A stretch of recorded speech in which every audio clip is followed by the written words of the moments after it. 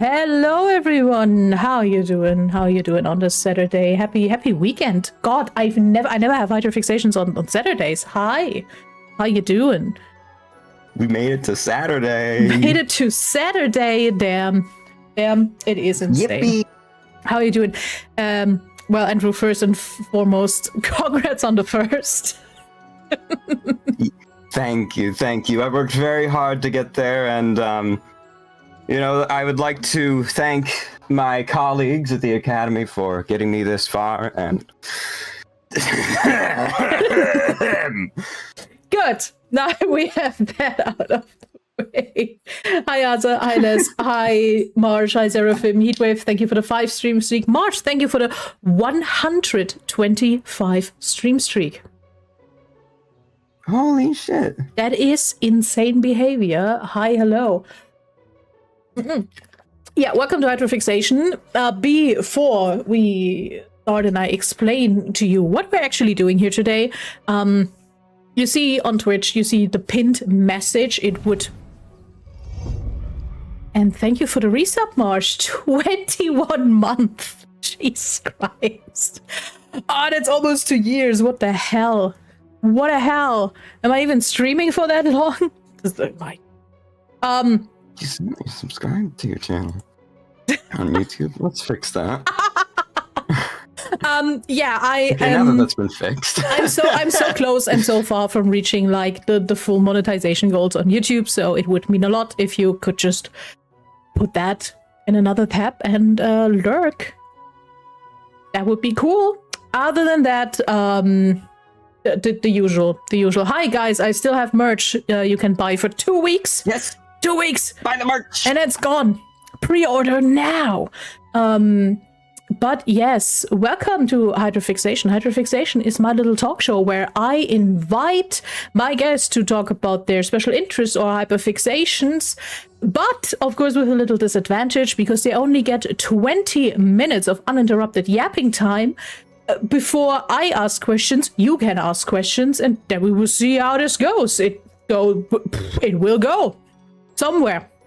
Backwards and down the hill, maybe, but usually it goes somewhere. Quite possibly. Given what we're talking about, it did happen. Before we get into that, no, stop, out. you have to chill. Also, hi, Haunted Holmes. Hi, your boy Will, banger name. Your boy. Yeah, that's my friend Will. While I was in Pennsylvania the other week, I was hanging out with him. Oh. Yeah. Okay, but do you want to introduce yourself? Hello. The name of my channel is Andromeda _, and the topic for today is trains. I'm Andrew. I'll be the guide for that. Which you are our conductor today. I can't believe. Well, technically the engine driver. No, I will note that down for later. To make a note to ask later why there is a damn difference. Not doing this now. I'm doing this later. I'm doing this later. Whew. Okay. It's fucked up because I actually did plan for there to be a little bit of like engagement during this. Well, no. We'll have to just see how it goes. Yeah, that I already heard. I'll have to make my questions rhetorical. They're already going full autism mode. Honestly, I can't believe that this is episode 21.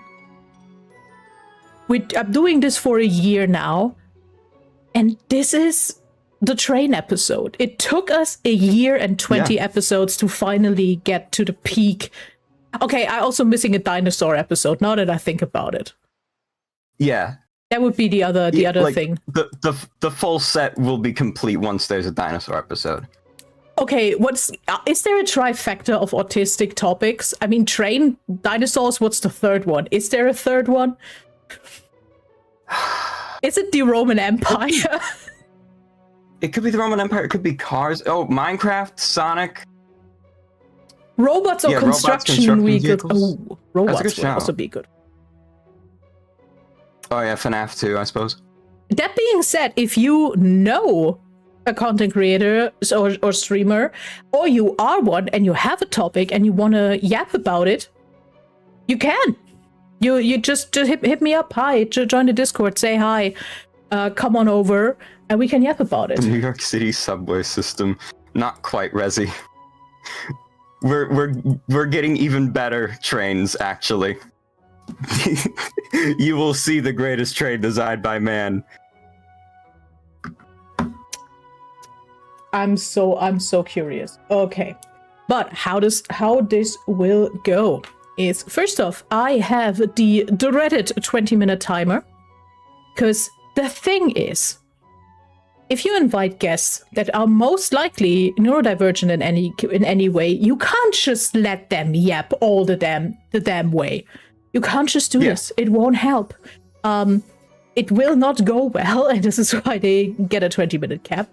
I already said it to you. I will hopefully remind myself to give you little reminders at 10 minutes, 5 minutes, and 1 minute. And remind me again, how many slides do you have? Let me check in another tab so I don't spoil anything. It's a lot, people. It's a lot. It's a lot. It's a lot. With information that I would actually have to read. There's 1, 2.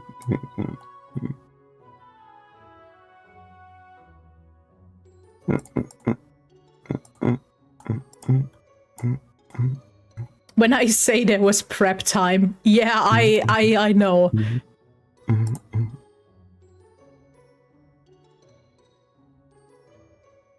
There's 25 slides of actual information, like 55 of pictures. Oh, well, 55 total, and like the 20 odd of them are pictures. Andrew. Ooh, take your bets now, chat. If we will make it through that in 20 minutes. Oh my god. But hey, everyone made it. Everyone made it. Okay. Yeah. Wait, let me... There's your presentation. There we go. Okie dokie. Are you ready? Yeah, pretty much.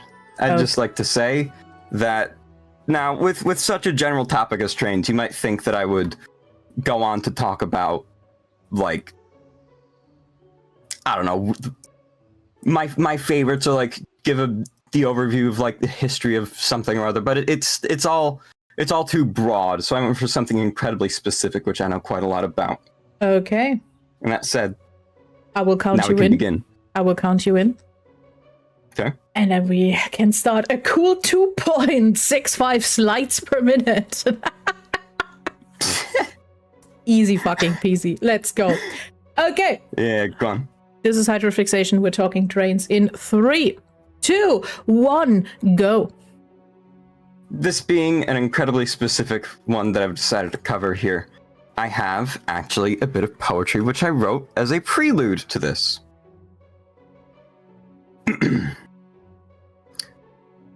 Toil and trouble, boiler and bubble, run these engines into rubble.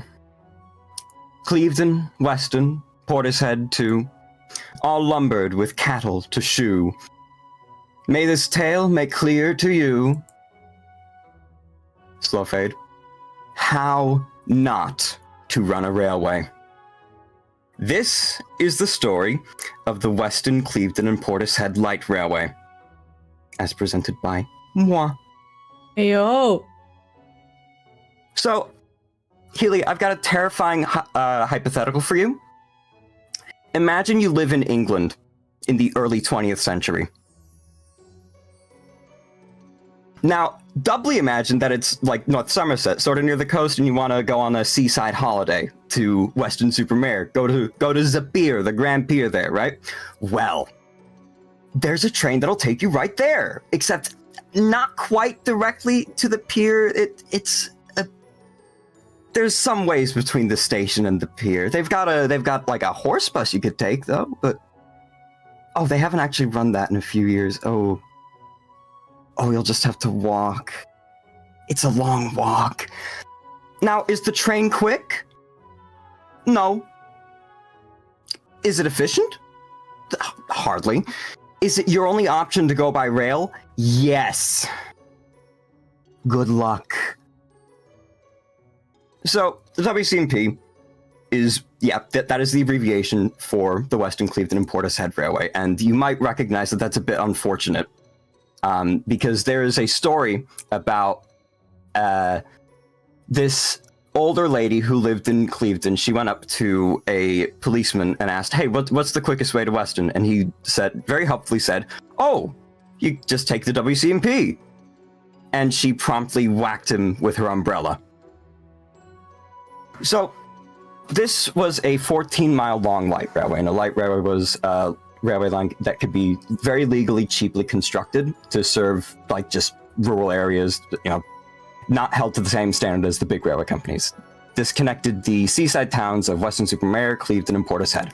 It opened in 1897 after spending 10 years in construction limbo because there were quite a few greedy landowners who made sure the railway's finances got drained, and that had the knock-on of it being in a perpetual financial shitstorm for its entire existence of 43 years. 31 of those was spent in receivership. In all, this was just a very colorful line full of wayward, antiquated engines, a motley selection of second-hand rolling stock, and bare basic stations. So, this is the most important man that will be talked about today. Colonel Stevens was a man who owned a whole bunch of light railways. He was called the Light Railway King because he ended up owning 17 of them by the time he died. And this included the Kenton East Sussex, the Festiniog, the Welsh Highlands, the Shropshire Montgomeryshire, the Sellesley Tramway, and the WCMP. Now, the first three, those are still around. Those are still preserved. You can, if you're ever in the UK, you can go see them. But the latter three are not, because they did not last all that long.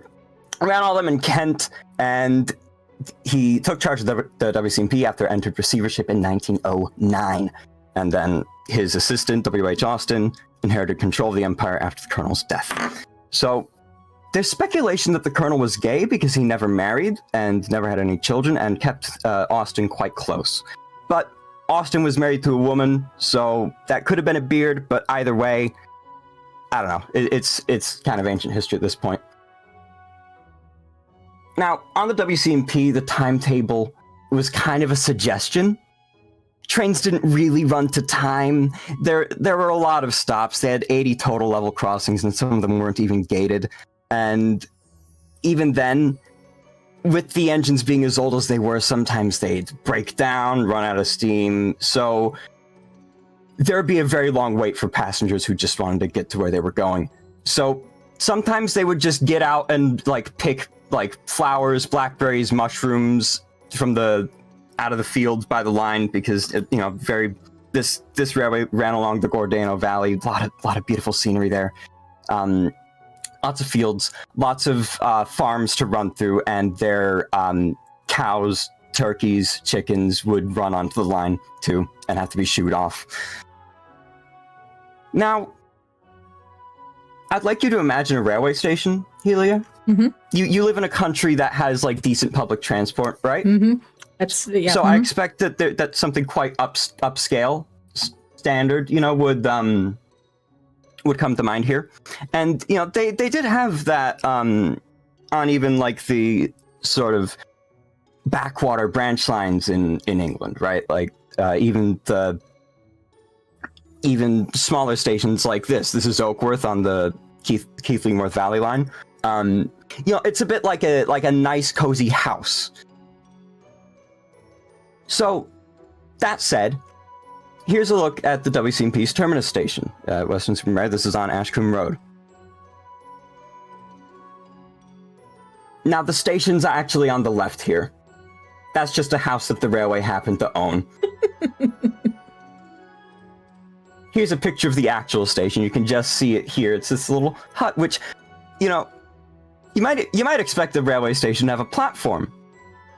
And the good thing is that most of the WCMP stations did, but they were also mostly garden sheds that were leased out from a local firm, Jennings of Bristol. So they didn't really quite manage to meet the basic standards of comfort of any other railway, but the passengers didn't really mind all that much. But that said, here's Portishead Station, and that actually looks quite nice. It's like a kind of a cabin. But we now get to Ham Lane Station, and that's got a platform for milk churns, right? A little siding to drop off trucks or freight wagons in. But this is one of the garden sheds. So too was Walton Park, which had a lot less facilities. But the best has yet to come. Really. Here's Coalhouse Lane with a helpful man for scale. I think there's maybe somewhere you could sit down in there, yeah?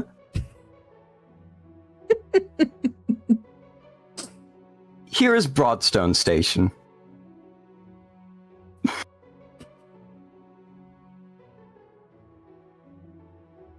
Just gonna let that one settle in for a bit. And here's engine for scale with that one. This was taken in 1933, and you can see that the building's leaning a bit. Yeah. They didn't really maintain these very much because they didn't have the budget for it. Also, passengers crossed the line on cattle grids, which you can just see under the engine here.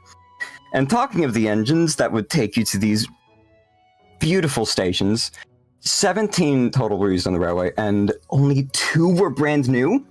4 were hired off from other places, and the rest were what I like to call, all secondhand. So we got number 1, Clevedon, which actually was the 3rd engine to have that name, and Weston, the 2nd one to have it, and Hesperus being one in a series of engines called Hesperus on Colonel Stevens Railways. I guess he just really liked naming engines Hesperus. Hesperus later became known as the Wreck, but that's a story for a little later. But there's 2 very important second-hand engines as well. The 2 Terriers, which hailed from the London, Brighton, and South Coast Railway. These engines were called Terriers because they were very small, and their puffing sounded a bit like barking.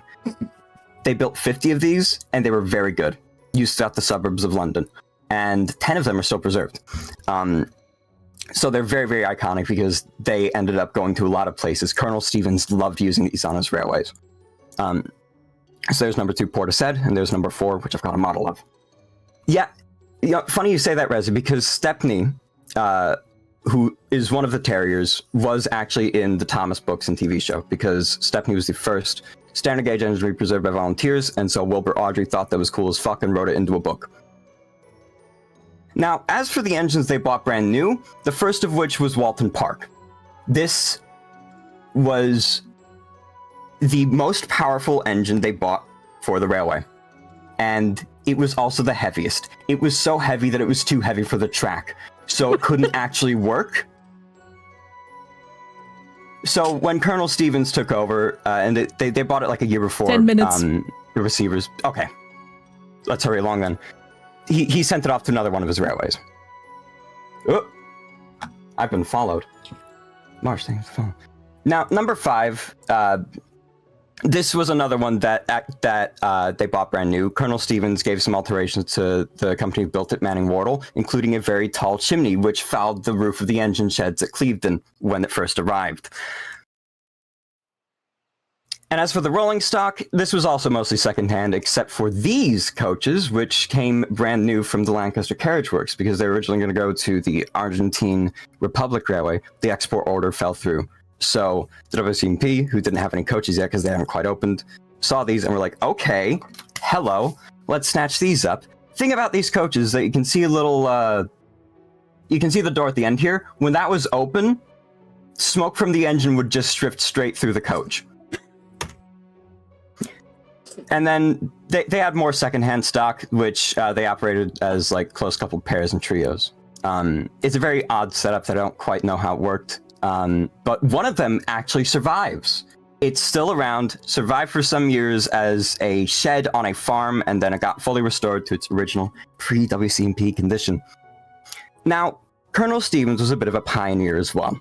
he was an early investor in like petrol power on his railways. So this isn't from the WCMP. This is from the Kenton East Sussex Railway, but the WCMP's stuff actually led to that. So from the Drury Car Company, they ordered this little thing, which worked quite well, but it was also very loud and kind of lightweight, a bit too lightweight, because it got kind of bodied by a lorry while going over the crossing once. Now, they ordered a trailer from Drury to go with it. Drury said that this was enclosed. You can kind of see that it actually wasn't. This is a works photo. It wasn't. They had to give it windows. So there it is with the windows. And the trailer actually ran with the second rail car that they bought from the Southern Railway. It looked very comic. It's like something of a purse dog. The big rail car with the small trailer. Now, the thing about the big rail car was that its engine tended to overheat a little bit, but the driver had an ingenious solution to this. What he would do is he would grab a bucket,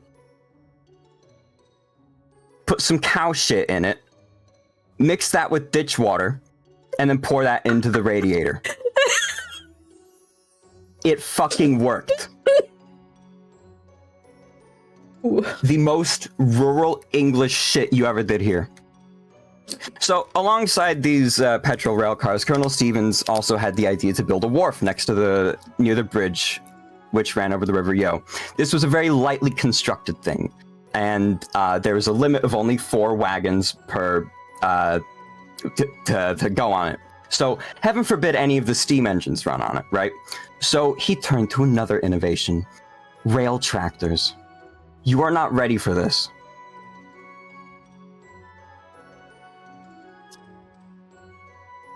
Behold. The most fuck-ass thing you ever did see. Now, this didn't actually last very long, because it lasted about a year. They were towing it back to Clevedon Sheds at the back of a train when reportedly it jumped the track and turned over and was dragged for some distance because, you know, it takes a while for a train to stop, right? It was just damaged beyond repair by the time the train stopped.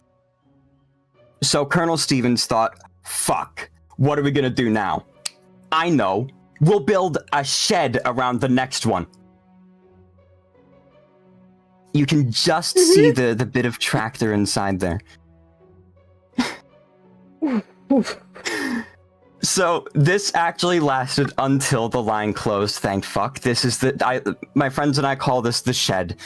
It is this is possibly the greatest thing ever designed by man. The shed around it was built by the railway's carpenter, and yeah. Now, heaven forbidding the steam engines going on the wharf itself, but there is a bridge just near it, which fell. And it took Hesperus with it. This is why it was called the wreck. The rails kind of just bent down, though, so no damage was really done. Even when there's like some sort of accident, it just, you know, it falls short of being something actually exciting, which I think is beautiful. But all the same, Hesperus wasn't used all that much after the accident and ended up being cut up in 1937. 07 and chat, replaced with number 4. 07's in chat for Hesperus. Now, the railway was a bit of a laughingstock, to be honest. You could buy a postcard taking the piss out of it. There's that on the right. People would joke that that cattle strayed onto the overgrown track so much because the grass tasted sweeter than in the field.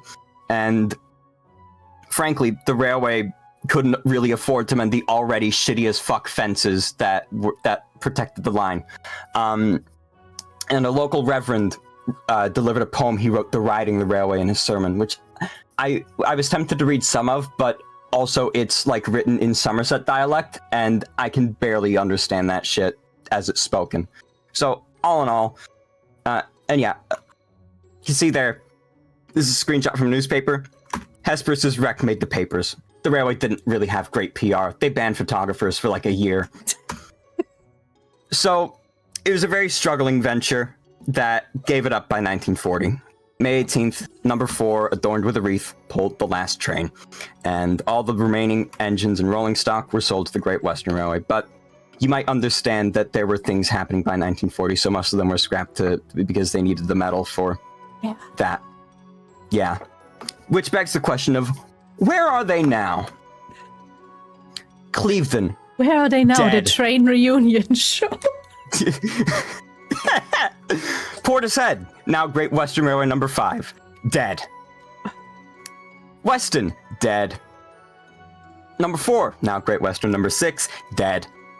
Number 5, we actually don't quite know because it wasn't sold to the Great Western Railway, but allegedly maybe went to some industrial affair to the Midlands, but it's fair to say that in wartime it was definitely cut up for metal, so dead.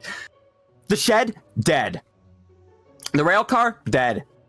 Big rail car, actually the body was used as the pavilion for a girls' school for a bit, but it's still dead. Colonel Stevens, dead. This cake of thievius diesel, eaten. The coaches, dead. So very little remains of the WCMP today. You know, the farmers sort of realized, hey, we can kind of just edge out our land to like overtake the track bed. And the urban areas it ran through got built up. You know, I can still see kind of where the train was about to cross the Cleveland Triangle, and there had to be a guy walking alongside the train holding both a green and a red flag to direct the train and the traffic. But you could, on a whole, you could barely tell there was a railway there. So it's a good thing that the WCMP Railway Group put up like boards to say, hey, there was a station here. Now, I've made a sculpture based on Cleveland in college, and I have an O-gauge model of number 4. So I'm glad that I know about this railway at all, because information was quite scarce, as you're about to learn in a second. Also, while I was in high school, I modeled a bunch of the engines in Blender. Because there is a twist. A big twist. Pick related. First-hand information on this railway is very hard to come by because the company's records no longer exist. We've got like eyewitness accounts from people who lived near the railway, worked on it, and all that. But allegedly, there was the chairman, Pre Stevens. He really wanted the line to merge with the Great Western. They went, no, but he kept all the documentation in his basement anyway. He died in 1918, and the people 30 who seconds left, bought sorry. his house who saw this went, hey, what the fuck are all these papers? So they just burnt them. And that is the end. Oh my god. Let's fucking so go. So there's the bridge of the River Yo, and there's what remains of it. And you were scared you wouldn't get through this. Yeah. Yeah. I tried. There's a lot that I sort of ended up having to bridge because I like getting into the nitty-gritty of things. Hey, well, let's fucking go. Yeah. Holy shit. Also, thank you, Hazel, for the confetti. Andrew absolutely deserved it. Also, on the sideline, hi Bane, hi Kronos, hi Iris, hi Cran. I saw you guys. Hi, welcome. Woo, okay. Hydrate, stretch, breathe. Yeah. Take on water. Yes, I, as always, wrote down some questions, and I think I need to start with, hey, you come from a country with, thank you, Rezi, thank you for the follow, and with that, congrats to being follower 650. Hey, let's go. Good number. Also, yes, I'm also stretching fine. Fine. Yeah, I come from a country that has decent public transportation, but I'm also coming from Germany. All other Germans in my chat will now already sigh in agony over whatever the fuck our trains are. Oh yeah. But the thing is, a lot of the stations you showed, that's still how a station in like rural villages looks like, just a bit better, you know, because we have like building standards. But some of them are literally, you could walk past it because you don't realize that this is actually your station. We have so many huge, beautiful stations in some cities, and then we have like, here's your destination. You're now standing in a field. Have fun. So we also still have basically that, a shelter. Yeah. Some don't even have a shelter. It's literally just that slab of concrete where you can stand on, and just that's the platform. It's beautiful. It's absolutely beautiful. Also, hi, this is your PSA. German trains suck. Thank you very much. Germany is so diverse in its culture because we're like a million different like tribes and people that have just been thrown together. The only thing all Germans can agree on is shitting on the Deutsche Bahn. This is the only thing that's actually uniting us. Hey, on my recent work trip, my train only was 1 hour late at the destination and had to stand 10 minutes before the doors opened after leaving on time at the start, driving for a planned 4 hours. That's a good performance for the Deutsche Bahn. It is. It is. That is actually really, really good. Oh my god. Yeah. With the WCMP, there was always the sentiment that you'd be lucky if you got back on the same day. Hey, it's... Stop. Okay, well, let's start at the beginning. Why, of all the options you would have had with this topic, why the WCNP? Because, well, it's my favorite railway, really, because it's just so shit. Like, the jankest thing on earth. I love it dearly. I had a period near the end of high school where me and a couple friends sort of obsessed over it, and it's why I got the O-gauge model. How did you guys stumble into that? It was because a friend of mine, I'm going to shout out my friend Stuart, he sent in our server a documentary that on the line that was made in I think 1989 for BBC Two, where people like sort of shared their recollections of traveling on the railway. Mm-hmm. And I was like, oh my god, this is just so beautifully jank. I love it. And it just sort of snowballed from there. That makes so much sense. It was like, I really could have talked about like, here's like an explanation of things about history or whatever. I could have even talked about like the connections between like Thomas the Tank Engine and real railway history, which there's quite a lot of. But no. This is the one I feel most passionately about, so I went for it.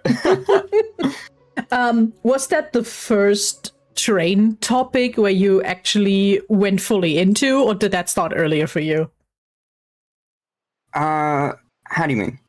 As in, did you have a train obsession before the WC? Yeah. Okay, yeah. How did we get to that? Oh, it was through Thomas.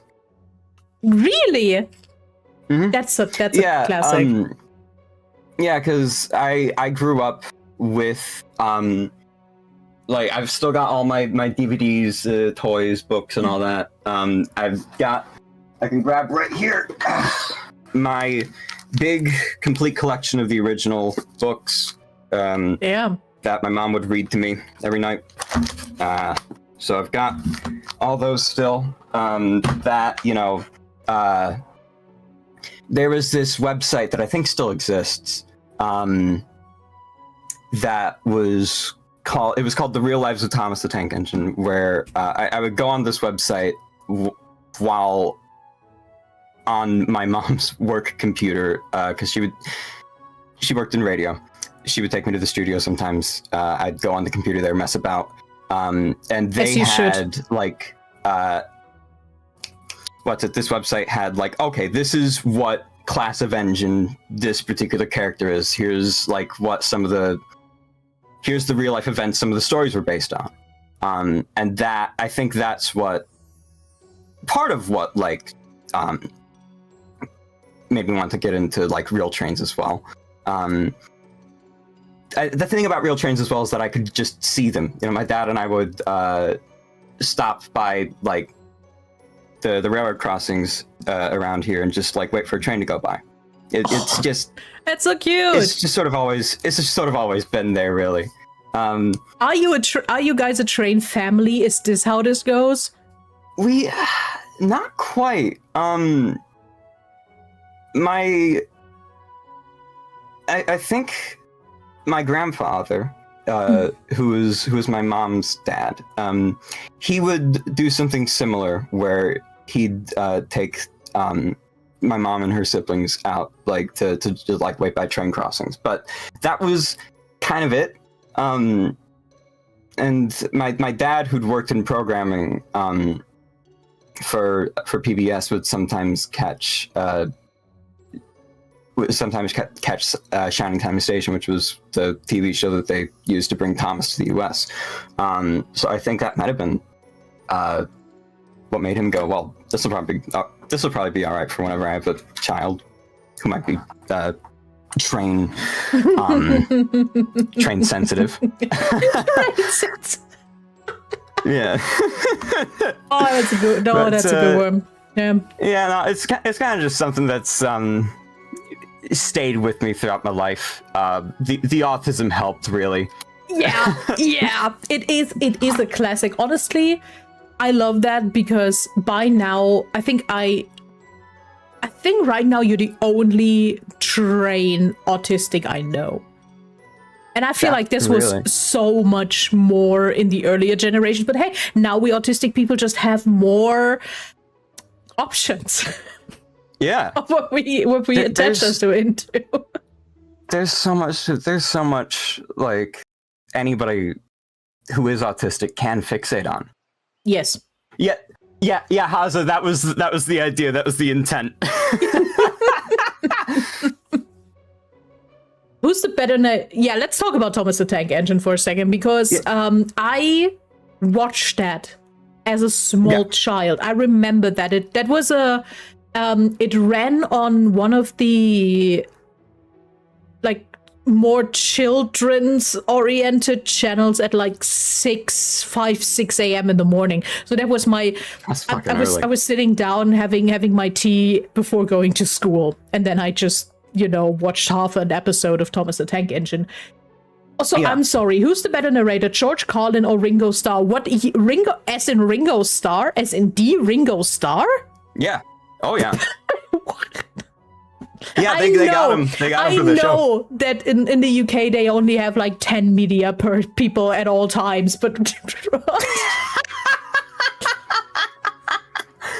yeah, no, I don't remember how the decision came about. There's people I know who would know that better than I would, but I think it was just that I think what? And my shirt is gone. Britt Alcroft, rest her soul, who decided to who saw the little books and thought, wait a second, these could make a banging TV show. Thought, okay, hold on, Ringo's got a really good voice for this. This is a completely crackpot idea. We're gonna go for it, and so he agreed to it. We just gotta ask him, what's the worst thing he can say? No. What's the worst he can say? And he went, all right, it's me, Ringo, I'll do it. I also just realized that I think I've never heard Ringo Starr talk. Yeah. I don't know how this. Yeah. Well, there's like 2 seasons worth of Ringo to hear talk Thomas, if you ever curious about that. But yeah. Okay, but he only did the first couple seasons. Explain Thomas the Tank Engine to me, because from the bit I saw, I understand jack shit. Of course not. I think until 10 years ago, I didn't even know that it's based on books. I just took the, hey, they do barely stop motion with trains. I was like, yeah, someone had the idea and they just made a show out of it. What's it even about? Well, I'll do a little bit of a history lesson there. Yes, let's go. So, this fellow, the Reverend Wilbert Audrey, he I'm sorry, when he was Reverend? very young. Yeah. Okay, this gets already interesting. So he lived near Box Tunnel along the Great Western Railway when he was very young, and sometimes he'd lay awake at night and hear the trains outside. Box Tunnel has kind of a hill that climbs up to it, right? So when there's a particularly long goods train, they need to have another engine at the back of it called a banker push from behind, right? And it was very hard work. And what he would hear in this is that he would hear the engines sort of talking to each other, like, I can't do it, I can't do it, I can't do it. Yes, you can, yes, you can, yes, you can.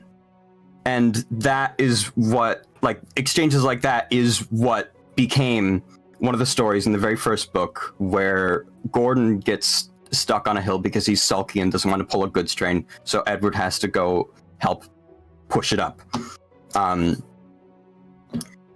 that became that's what he sort of had in mind when his son Christopher got sick with measles and started just off the cuff telling him like just stories about trains. And he goes, oh, what's yeah, but what's the name of this engine who's very sad because he hasn't been let out of the shed in a while?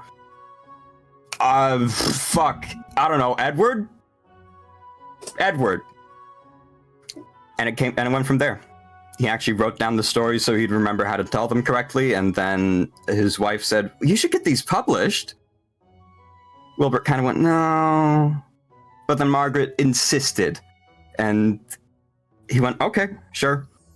So the 3 railway engines got published in 1945, and then the second book is the one which starred Thomas the Tank Engine. But I love this. Okay, first off, I love when books like this happen for the children. Yeah. And now I'm also questioning, because from what I remember, especially it wasn't too long ago when you played the game. Yeah. On stream. Because I also remember that a lot of those trains have really weird, deep personal beef. Oh yeah. And now I'm questioning if those were real people's conflicts that somehow got turned into trains. They all behaved a bit like children, really. Actually, in fact, Gordon is named after somebody who lives down the street from the Audrey family, and was kind of a rude. It was kind of rude to Christopher when he was young. Mm-hmm. That is so cool. That is so cool. Holy shit. 37 years. See, that's shit you can only do in the UK, seemingly. Yeah. That makes so much even sense. Then barely, because the UK TV industry is a bit of a shambles. Yeah, I mean, which isn't, but that feels like correct. That feels like correct. Yeah, some UK show ran for forever. Yeah, of course it did. Of course it did. Yeah. I also passively remember that Thomas the Tank Engine went through a lot of iterations, because I only remember like the base made with toys. Who was on my support. The base is made with toys TV series. Doctor Who. Yeah, I know. I never watched Doctor Who, but even I was like, what do you mean Doctor Who of all things is the last couple of years. I'm a big Doctor Who fan. Maybe not huge, because I haven't actually seen all of the 2005 show, and I haven't even seen all the original show. But all the same, the last couple of years of Doctor Who have been like so exasperatingly, frustratingly bad. I'm so pissed off about it. But yeah, You were saying about Thomas. No, see, hey, this is what this show is for, to go on weird tangents. I lived through Super Wholog on Tumblr. I know more about Doctor Who than I ever want to. It was just weird to me to hear like, oh, it's cancelled because the showrunner doesn't want to do it anymore. And I'm like, is he even allowed to quit Doctor Who? Are we? The thing is, so his way of revitalizing the show was so shit that they let him go. That's what I think. Huh. What is a short mention of Doctor Who if not an autistic tangent? That's correct. It's an autistic tangent. Are they good trains in Doctor Who? Every so often. I think Black Orchid from I think 1982. Peter Davison's first season. They stop off at a Great Western Railway station, but they don't actually show a train there because I don't think they could have afforded it. But they do. They did one with Peter Capaldi, which I've not actually seen, called Mummy on the Orient Express, where it's it's a bit like Murder on the Orient Express, but in space. That makes sense. That's about all I can think of. Oh, they take the Paris Metro in City of Death. That's a great one. Also, Paris Metro, good choice. Honestly, very good choice. Yeah. City of Death is a fucking banger, by the way. That's one of my favorite Doctor Who's. That's a Tom Baker one. Okay, back to Thomas. What is the... Because I just remember the very, very old version, and then I saw some 3D animated stuff. Yeah, they went over to CGI after after the model show got a bit too expensive to keep doing. What are we thinking about that? Is it good? Does it work? It works well enough. I like some of the stuff they did. There ended up being kind of a writing slump in sort of the end of the model stuff and like the first few years of them doing CGI, where it was just sort of very like formulaic kind of, just sort of dull, numb stuff that at least had some good funny bits in it, but in all was just not really up to snuff with like some of the like what had come before it. So by like 2013 they got a whole new writing team with writers who were like really interested in sort of harkening back to the very considered writing of like the old Thomas stuff, and that went quite well for a little while, and then, but it wasn't entirely successful. Mattel were like, okay, we're still kind of losing money on this. You guys gotta like do something, or else we're just gonna reboot it and make it 2D baby slop. Spoilers: they rebooted it and made it 2D baby slop, but not before they went, okay, well, we're gonna partner with the UN and like make Thomas travel the world, and like we gotta keep the lights on, guys. We gotta keep the fucking lights on, and that was kind of wank, to be honest. I don't really like that. But I love the concept of like traveling the world and then having like different trains. Concept is a banger. It is cool on paper. And there was some stuff that they did that was that was pretty cool, but the rest was all kind of just surface level and not a really great showing of what railways around the world were like. I don't know. It was just kind of. Yeah. Do you think it just needs to be put down to rest?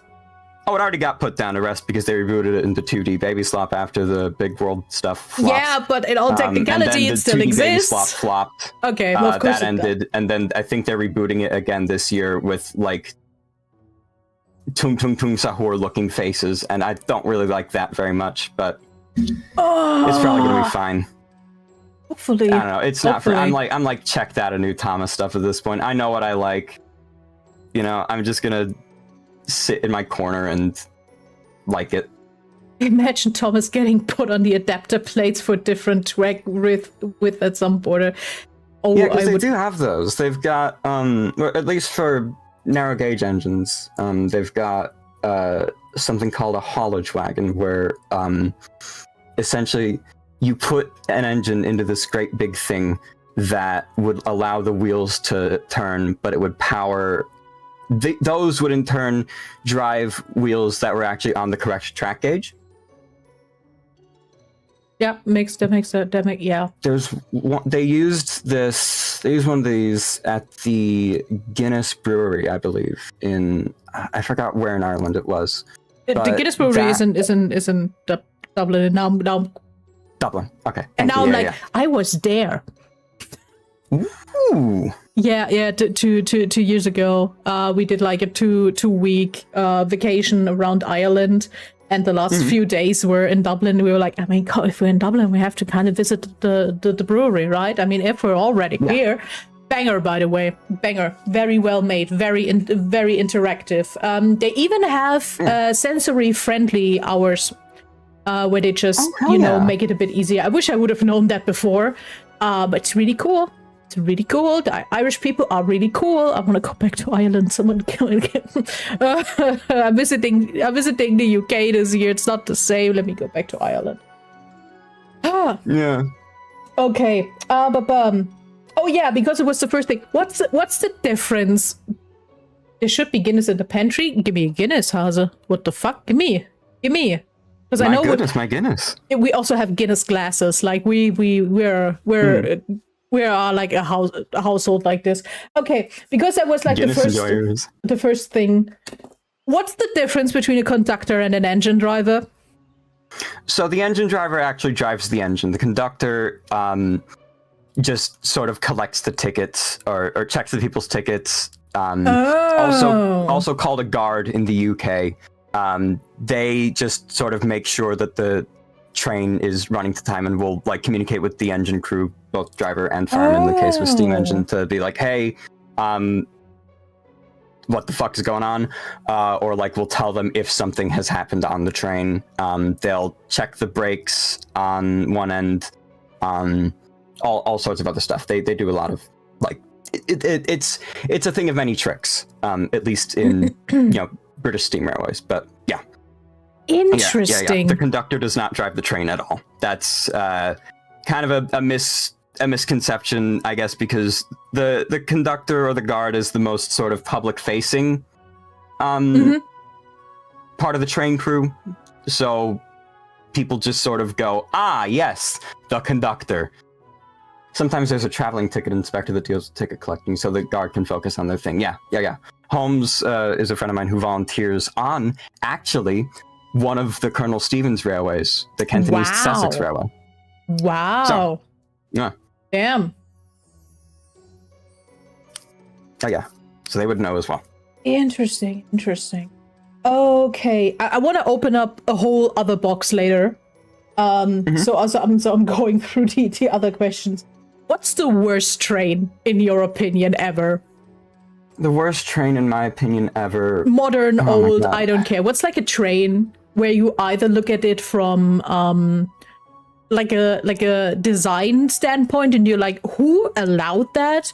Or that's just, I don't know, technically bullshit, or you just have weird beef with it. I don't care. What's the worst one? Yeah. What shit? What do I dislike? There's some which I do think were a bit of a wet fart.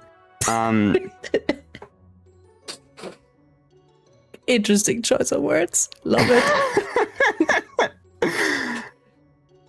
Let me just like scroll through my because I can be very opinionated and catty when I want to be. What? The autistic? Damn. Oh yeah, the AA20. Yeah, that one. I can't hate that one actually, because the fact that they had the balls to build something that big is just too, like, I can't fully hate it. But yes, it was a wet fart. So, yeah. Let me pull up a picture of that unit. Yeah. Jesus Christ. Okay. Mm-hmm. Yeah, this thing. So That's insane. it's hard to discern what trains you hate because they're shit, or what trains you love because they're shit. Exactly. So yeah, this thing, they built this as an answer to the U.S. Big Boy, right? And they went, okay, yeah, this is gonna be powerful as fuck. We're gonna use this a lot. They couldn't, because much like Walton Park, it ended up being too heavy for the track it ran on. By the way, does too heavy mean actually too heavy for the metal rails or just for the ground? Okay. A little bit of both. In Walton Park's case, it was just the rails.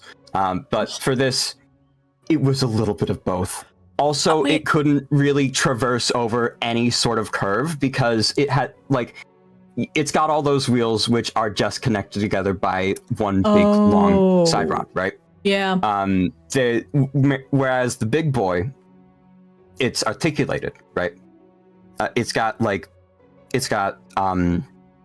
two sets of bogies which allowed it to like turn on curves, go over like points. Okay. And points are what switch a train to another line. They're also called switches. Anyway, okay. Let me also pull up a picture of the Big Boy, because what the fuck is this war machine? Oh, can I? It's funny. I learned this somewhat recently. This class of engine were only called Big Boys because somebody at the works just chalked Big Boy on the smoke box while they were building it. They were gonna have it like a different like class name. That makes so much sense. And it was just like, I guess it was literally just some guy went like, "Yo, it's a Big Boy." I mean, look at it. Just remind it is everybody. A big boy. That's a big boy. That's a big boy. I missed my chance to see it in person because it ran through my area 2 months ago, going on tour. But I couldn't swing going out to where it was. But calling that thing Big Boy reminds me of the World War I cannon called Big Bertha. I'm like, yeah, that just it tracks. It just kind of tracks. There was an engine called Big Bertha actually as well. This was something that the Midland Railway built to bank trains up the Lickey Incline, which was very notoriously steep. It had 10 drive wheels, and could only just make it over curves, but sadly did get scrapped. All that remains is her headlamp. But yeah, Big Bertha was a very cool little one-off thing. Well, I say little, but she's called Big Bertha. She's very big. I'll grab a picture. If you've not already looked her up. No, I didn't yet. Also, I have my Guinness. Cheers, people. Wait. Wow. Yeah, so there's Big Bertha. Oh, pretty. Yeah. Let me grab that real quick.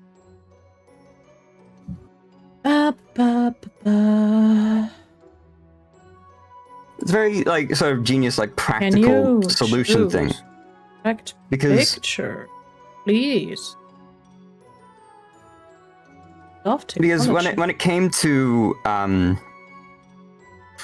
banking trains up the Lickey, the alternative when not using Bertha would have just been like, I think like maybe 5 tank engines that had to all like work together just to get like one train up it, because it's a real fucking steep grade. I forgot the exact thing on it, but yeah. Okay, now the question, because I genuinely do not know that. When did we get the first train? And I know this is probably a layered question of what we define as a train. That's because my head says, stupidly enough, my brain automatically puts first trains with like early US history, or not even early, but you know, when that was a thing, but that feels wrong. Yeah, well, what generally was considered the first steam engine came about 1804, designed by a fellow called Richard Trevithick. What a name. I think one of the most successful ones was one that he'd the last one Trevithick had built, which is called Catch Me Who Can, and like experiments with steam engines sort of carried on from there. I believe locomotion was the first Trevithick engine, if I'm recalling correctly. Anyhow, about 200 years ago, railways were really starting to pick up, and so the Stockton and Darlington Railway went, okay, well, we need to hold some trials to like figure out what kind of steam engine is actually good. And the one that won these trials was one called the Rocket. I'm sorry, I'm imagining Train Olympics. It basically was Train Olympics. They had a horse on a treadmill. I love humanity sometimes. Cycloped. Yep, Cycloped. I love Cycloped. Oh it's just God. such a fucking bullshit idea. Oh my God. Okay, you need to explain that a bit more, I think. So people get the... Okay, look. Oh. Yeah, sorry, I'm pulling up a picture in the meantime. Yeah, so Locomotion actually was the first engine to be built by George and Robert Stephenson, not it wasn't a Trevithick one. And Locomotion did come before the Rocket. Anyway, yeah, so basically these trials, the Rainhill trials, were like, okay, we need to figure out what we're going to use to run our railway. And a lot of like weird ass bullshit early like cobbled together engines, spiritually doohickeys. Horse. Hello, Horse. Cran. Horse. There's your horse. Howie told Pierce about this in RP once, and allegedly, it's probably apocryphal at this point that during the trials, the horse fell through the treadmill and had to be put down because it broke its leg. Oh, that makes so much sense. Horribly enough. Oh no. But it's not really been actually proven. Oh. But anyway, when Howard told Pierce about this, because he'd heard it from one of his train spotting buddies, Pierce was a bit inconsolable, having heard that a horse had to be put down. He dearly loves horses, you see. I just love horses, Howard. I get it. Sorry, but I also, on a baseline, I love that horse has been our main transportation for forever. I don't even know when we started domesticating horses, but that was ages ago. And we kept that thing going for forever. So I love that all other things are just like, okay, horse, but different. How can we... Yeah. I mean, there's a reason why we categorize engines in horsepower. It's just funny to me. But I look at this and I'm like, yeah. Mm-hmm. That's horsepower. And, like, steam engines very much, like, they earned the nickname of Iron Horses because, you know, they do have to be, like, coaxed into sort of waking up and working properly.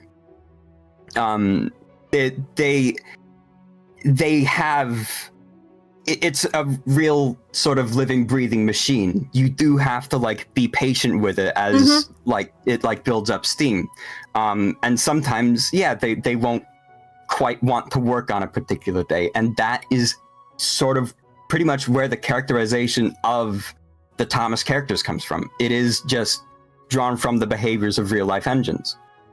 Okay, by the way, hey, this is the show of side tangents. I love that machinery doesn't have a personality as it is, but I love that everyone who works with any type of tech or machinery will tell you that of course they fucking have, and it started with steam engines and stops at damn printers.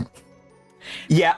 Our printer loves me but hates Hase. It's so ridiculous. And Hase is the IT person in this household. I don't fucking know. Especially when we moved in together and it was my printer that like we had as our printer first. That thing, Hase could do jack shit to get it work. I just pressed the button and it worked. Beautiful. No, that's funny as fuck. And I feel like it's the same thing. Also, we watched Atlantis last night, and Milo just hitting that boiler just right, and then later on in the later on when they do that with one of the cars, he's just like, yeah, they're a bit temperamental. Yes. Printers are evil and smell fear. That's so correct. It's just so correct. Machines be like that sometimes, yes. Also, hi, Esker. Also, thank you for the follow earlier. Thank you. Oh my god. So I think to answer an earlier question, I do have a least favorite. Oh yes. Train. Now, mind you, I'm a bit of a LARPer with hating them because I've never experienced them myself, but they. British Rail for a while. They only got retired, I think 2018 thereabouts, or 2019 even. They had these trains which were basically buses on rails called pacers. What?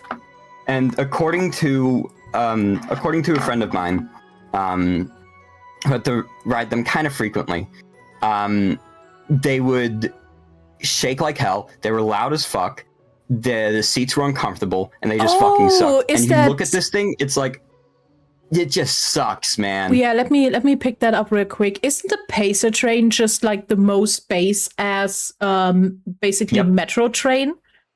Yep. Except it wasn't. It went beyond like metro. This would just like run through like these ran on the main line, right? Like it's not just like, oh, limited to a particular city. No. I think these were proper network workers. I think old Berlin trams. Okay, it's okay to categorize how German trains work. You usually have the inner city, what's basically Paris metro but not. Everything's underground. It's partially on streets. Yada yada. It's difficult. Then the next thing is the S-Bahn, which is something like this. Uses mostly the same things as like regional trains, but are just like a bit, a bit wider. Then you have regional trains. Then you have the ICE and all that shit. And I look at this and I think Berlin had something very, very similar as their S-Bahn, and I remember hating it. I can feel the rattling, and I can hear that fucking squeaking brake sound. It's not even squeaking; it's like screaming from hell. A shriek. Like if you guys have ever been in London and had to take the train in the city, it's that bullshit. Yeah. God, it is disgusting. It's like a block on wheels. It is. It just fucking sucks, man. It just sucks. It does. It does. My God. Ugh. But these lasted for a while, like 20, 30 something years in service. Like they just kept them around. Why fix it? If it ain't broke, mind the demon card, indeed. Yeah. Oh my God. On the other end of the question, I'm not gonna ask you for your favorite train, but I'm gonna ask you, from all the train stuff, what's like your favorite railway system? If you have one. It's well, I am very fond of the WCMP. And that's why I did the slideshow on it. But as for other stuff that actually worked, I like I've been a little fond lately. I like I like a lot of areas around the network, but I like the some parts of the London Northeastern Railway. They get some really nice areas in there, but I think I like the parts of the Lake District that the Furness Railway went to. That's one of the sort of earlier railways. apparently the Lake District is just a beautiful part of England, which I would love to go, which I would love to see if I ever go to the UK. And they've got the Ravenglass and Eskdale Railway sort of running through that too. That area that's got some beautiful scenery. It's a 15-inch gauge line, so miniature trains. And if you've ever seen the film The Plague Dogs, the railway makes a brief appearance in that. But also, it's one of those things that Wilbur Awdry thought was cool, so he wrote a Thomas book about it. I love that. I just love that. Which is why I know it. That is so cool. Yeah. So there's equivalents of a few real life railways that you could go see on the island of Sodor. Like the Arlesdale Railway being the counterpart to the Ravenglass and Eskdale Railway, the Scarlari Railway being the counterpart to the Talyllyn Railway in Wales, which Wilbur Awdry volunteered on for a little while, and he got 4 or 5 books out of that. And one of them, the first of which had a story where Peter Sam leaves the refreshment lady behind because he's in a hurry. But the guard on that train, who had waved the flag before the refreshment lady had gotten into the coaches, was Wilbur Awdry himself. Oh. So he wrote the story and placed the blame on the engine instead of the guard. Oh, which is kind of okay. That feels personal. That doesn't. Why would you blame the other? Oh, what happened? I need the tea. Okay. If I recall correctly,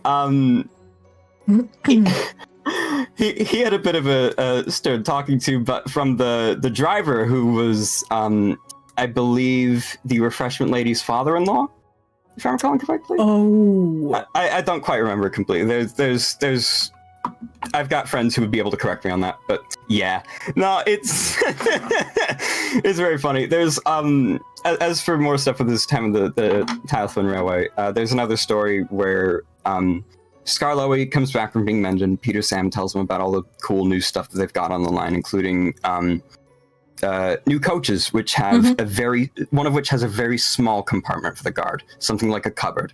And hold on, let me just grab it from the book here because I can't be fucked. If we have the sources on hand, we will do it.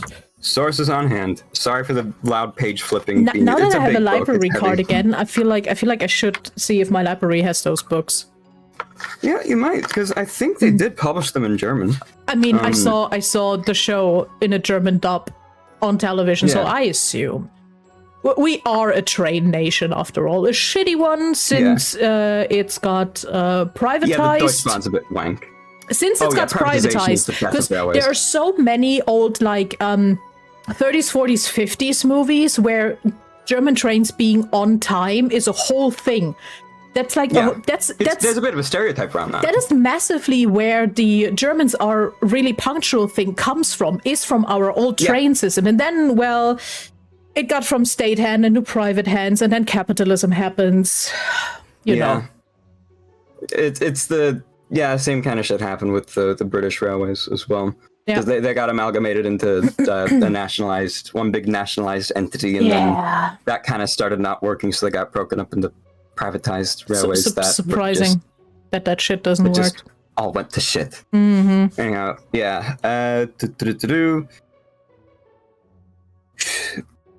So Peter Sam says about the new bogie coaches, which Sir Handel prefers, that both have seats for passengers, but Millicent has a guard as well. He sells tickets and travels in a tiny cupboard place. I don't like that, he remarked earnestly. Guards are very important. They need vans. They shouldn't be put into cupboards. Skarloey said nothing, so Peter Sam continued. And that, we've realized, is just Wilbur Awdry's very thinly veiled complaint of the guards compartment on that coach being too fucking small. Because they generally the practice is that, at least with narrow gauge stuff, there's like a separate car for the guard to sit in the brake van. They've got them like especially for passenger trains, especially with narrow gauge stuff because it's smaller. Usually, they're on the big railways. The guards compartment will just be in one of the coaches, but like it's obviously got a lot more space. But because it's again small, tiny cupboard, no. Yeah. They made it bigger in the years since, but as it is in 58, 59, I think that one was published. Japan's train system is insane. They literally apologized when the train was 3 seconds late. Holy shit. I mean, Japan has a weird problem with that, because that's also wild to me, but German trains really run on the thing, especially inner city trains always run on the thing of, well, if it's on time, it's a fucking miracle, and it will fuck up on the way. Usually it's like at least 20 minutes late, and sometimes they just are like, oh yeah, 20 minutes late, 30 minutes late, 40 minutes late. You know what? It doesn't come at all. Get fucked. Yeah. Okay, cool. I guess. The current day Southern Railway is a bit infamous for that. There has been.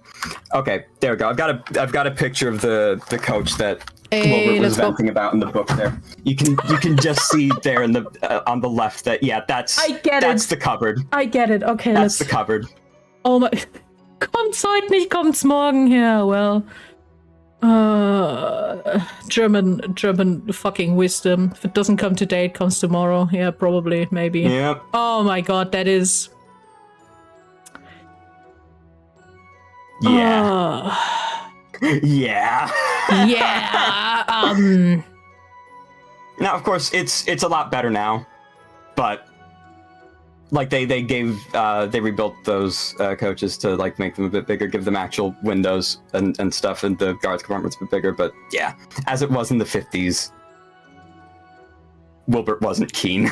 That's, by the way, he had to travel in it. That's also insane to me that we're talking about not like 1800 something, but 1900 something.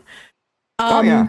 And I'm like, what do you mean our trains do not look like this at all anymore in the last 50 years? That's insane. Yeah. This is why you need to get out of the cupboard, Happy Pride. Oh my god. Yeah, that makes sense. It's not the exact same coach, but this is what one of them looks like now. Yeah, so they pretty. Like, yeah. I should not say that if people can't see. The Talflin's a very pretty line. It's apparently very wavy. Wavy. Lots of chances and spots for people to wave hello to the train. Which I think is cute. It's very pretty. I love shit like that. I mean, you have to do that. I've never been to the UK. I'm such a fucking LARPer. I've never been to the UK. I mean, hey, it's not like it's around the corner for you, so yeah. It is also prohibitively expensive to leave the US. So yeah, I get it. Yeah. I mean, hey, I'm in the UK next month. I'm not planning on taking a cool train, but if I see a cool train, I will make a picture. I will take a picture for you. Because I don't know if Birmingham has cool trains.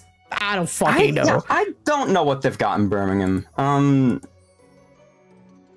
remember just that, like, some of my friends, they went on a canal boat holiday some years back, and they had to go through Birmingham to get to where they were going, and they were kind of just riding it through the this very almost industrial area of Birmingham under like just concrete bridges that looked despairing and like very stabby vibe. I can also. They were kind of fearing for their lives the whole time, frankly. Yes, I can imagine Birmingham's that. a fucking shithole. Like the Xbox Live guy that was like fucking. Oh no, what's the Xbox? Either way, I don't know. There's like the guy who's like on his like crusty webcam, screaming and yelling about living in Birmingham. He's like, every day I wake up in a shithole. Yeah, that makes sense. Where is it? Marsh said it. There's a thing here each Christmas where the U-Bahn takes out a real old train and you can get tickets, and it's a Christmas experience. Yeah, I have the picture of that. It's like the oldest train they still have, and it's all decorated. And on like the Christmas Sundays, you also have like a Santa there. Oh, that's cute. That is cute. Also, yeah, Marsh, we should do this year. We should do this. Fun fact about the Deutsche Bahn and its chaos. Not only on the track nothing works, as it should, their IT is also in shambles. Every part of any system has its own non-standardized API and nothing is fully documented. Oh my God. We were a country of rules and documentation once. We were a...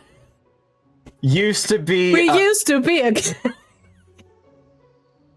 I might just stop myself short of that, to be honest. I don't know. I mean, hey, we were used to be a country. Then we stopped having any reason to exist or any right to exist. And no, we're okay. We're getting back. You're sort of building it back. Yeah, we're okay. We're okay. Yeah. Okay. Yeah.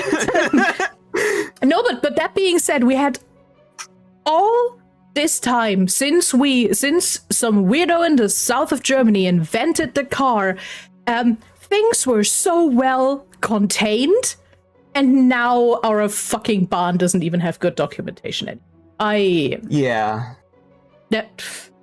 What I really want to do is take the train from like southern Germany or Switzerland to northern Italy, like over the Alps. Ooh, because that looks so good.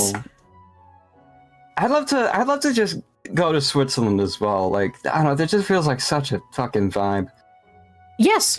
Okay, people. You follow Andrew, you support Andrew, so they can go to the UK and then come over to us mainland EU. Also because, and I will talk about the US for a damn second. Thank you, Holmes, for the follow. Yeah. Thank you so much. Because you can take a train from northern to southern Germany without having to transfer any trains, and it's like a 5-6 hour ride. Wow. Yes. That's really good. And it's really fast. That's about how long it... That's kind of... What's it? Is it how long it takes for me to, like, just take a train down to New York City from where I'm at? I think it might just be. Probably. I mean, I can take a train and I'm in, like, 4 hours. I'm in 3 different countries, depending on in which direction. 4 countries. Emma? Poland, I could maybe make it to Poland, definitely to Denmark, definitely to the Netherlands, probably also to Belgium. So, trains, cool thing, people. Trains are very cool. I wish we had them. Yeah, I don't think I can make it in 5 hours to France. Oh yeah, wait, the cool fucking sleeper train, the fucking fast bullet train one. True.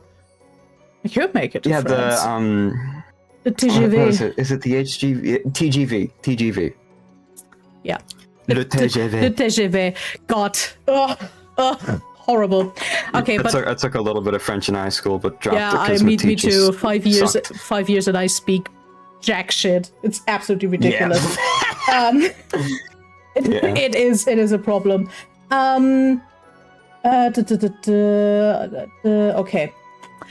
US. Yeah. We have to talk about this because what I don't understand, and I know jack shit about a lot of US history. Like, I know the highlight reel. Yeah. And that's probably more than some US people know. But probably. The railway was such a thing in the US and was such like a driving thing for prosperity in the US. Yep. I don't know if you know the show The Gilded Age. I've heard of it. It's beautiful. It looks incredible. But one of the families, the Russell family, who are based on the Vanderbilt family, he made his money in railway. And he's fucking rich, like horrendously rich. Disgustingly rich. Really. I mean, he's like rich on a level of I'm having dinner with JP Morgan rich. It's ridiculous. Okay, the thing is, there was such a thing in the US. What the fuck happened? Why don't you guys have a rail system? Cars happened. Yeah, but cars happened here too, and we still have it. What is up? The thing, so.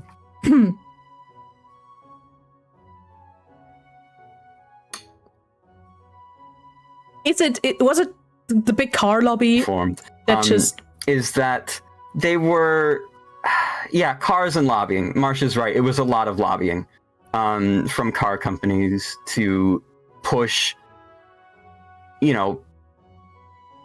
just that, hey, people need cars to get around. They can just drive themselves. They don't need a train. They don't need to take a train even when it's fast. They're unreliable. They have to stop at signals and stuff. Cows stray onto the line. They could just get a car and drive a car.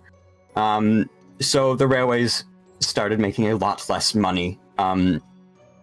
And it also by the 40s they were on a bit of a downturn, and I believe it was Eisenhower that had the idea for the highway. When he built that, it was basically the fucking death knell for just any sort of good like local transport that isn't a car or something that runs on the road. And from then, gradually, infrastructure in the US was just gently sort of picked around, tweaked just a little bit to accommodate cars more and more. And then more high streets were sort of ripped up and sidewalks taken away, so much less walkable cities because you can just drive everywhere. And yes, and Rezi's right. They ripped up all the pre-existing tram routes. We had a great tram route in my city. Yes. It's all gone now. You used to be able to access the subway there, like the underground, the parts of the tram route that would run underground. But they've built an apartment complex that blocks it off, so I can't even see that. A couple of the trams are preserved. They're at a transport museum, just a town away from me. But yeah, in short, Marsh really put it best: cars and lobbying, because they just lobbied against the railways, and the railways lost. It is just so insane Cars to me. were Okay, cheaper, more convenient. let me put that up real quick. This is what I could just grab, which is the US Amtrak service. Yep. Which, knowing how big the US is, Germany is smaller than Texas, just for reference. They didn't even have my city station on that, Lamau. Because I will pull up a Europe card in a second. Yeah. It just baffles me because it's not like Europe doesn't use cars and doesn't have highways every fucking where. And somehow we made it work with both. Yeah. Okay, but yeah, let me put up the Europe just for. It's just a And that is very only sad the state of high. affairs, This really. is only the high-speed trains in Europe. It's just such a sad state of affairs, really, because God, Amtrak barely even owns most of the track they run their trains on. God, yeah. Yeah, People imagine. want to ride trains. People still want to ride trains now because it's so much fucking harder to to afford a car. It's that. How are they going to get to the station? That is the one thing. Cars are expensive. Less a car, buying a used car is not that expensive. Insurance, maintenance, gas is ridiculous. Yep. Planes are getting more and more expensive. Yep. And a train is convenient. Yes, you still take a million years to get from A to B, but you can just sit in there. You can just sit down. You can just relax. You can get up and walk around. You can't do that in a car. Or in a plane. I hate that you can't do that in a car. Yeah. I've been stuck in cars recently for like 7 fucking hours. God, I can imagine. Oh. I hate it. I fucking hate it. I hate cars. Yeah. Completely understandable. It's so ridiculous. It is so ridiculous. I refuse to fucking learn how to drive. Like it'd be so convenient if I did, because I'd be able to just get myself anywhere. But no, I'd be drinking the fucking Kool-Aid by that point. Fuck that. I'm not. I will never let them win. I'm never gonna fucking let them win. Yes. Honestly, same. But different reason, but honestly the 80s and same. 90s could have been cool if they didn't like tear down my local station and replace it with a fucking bus shelter looking thing. This beautiful, ornate, big station that Amtrak... Oh, no. Yeah, hold on. Oh, no. That is...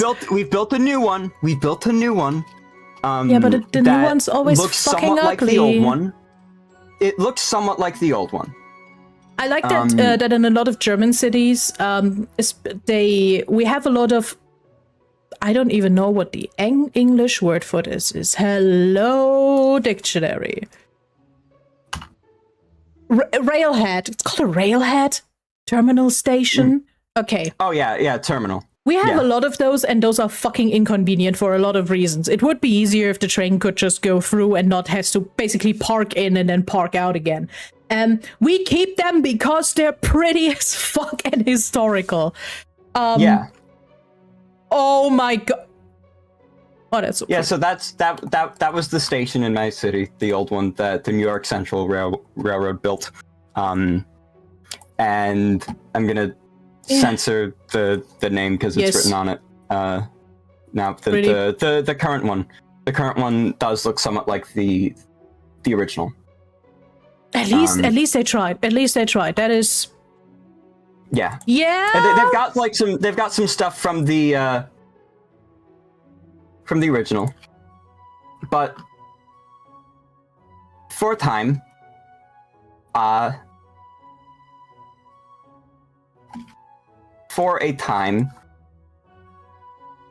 it was just this. From like the 70s until like 2018. It was this fucking shit. Okay, whoever decided to change that. Oh my god. Good. Fuck is this? Oh my.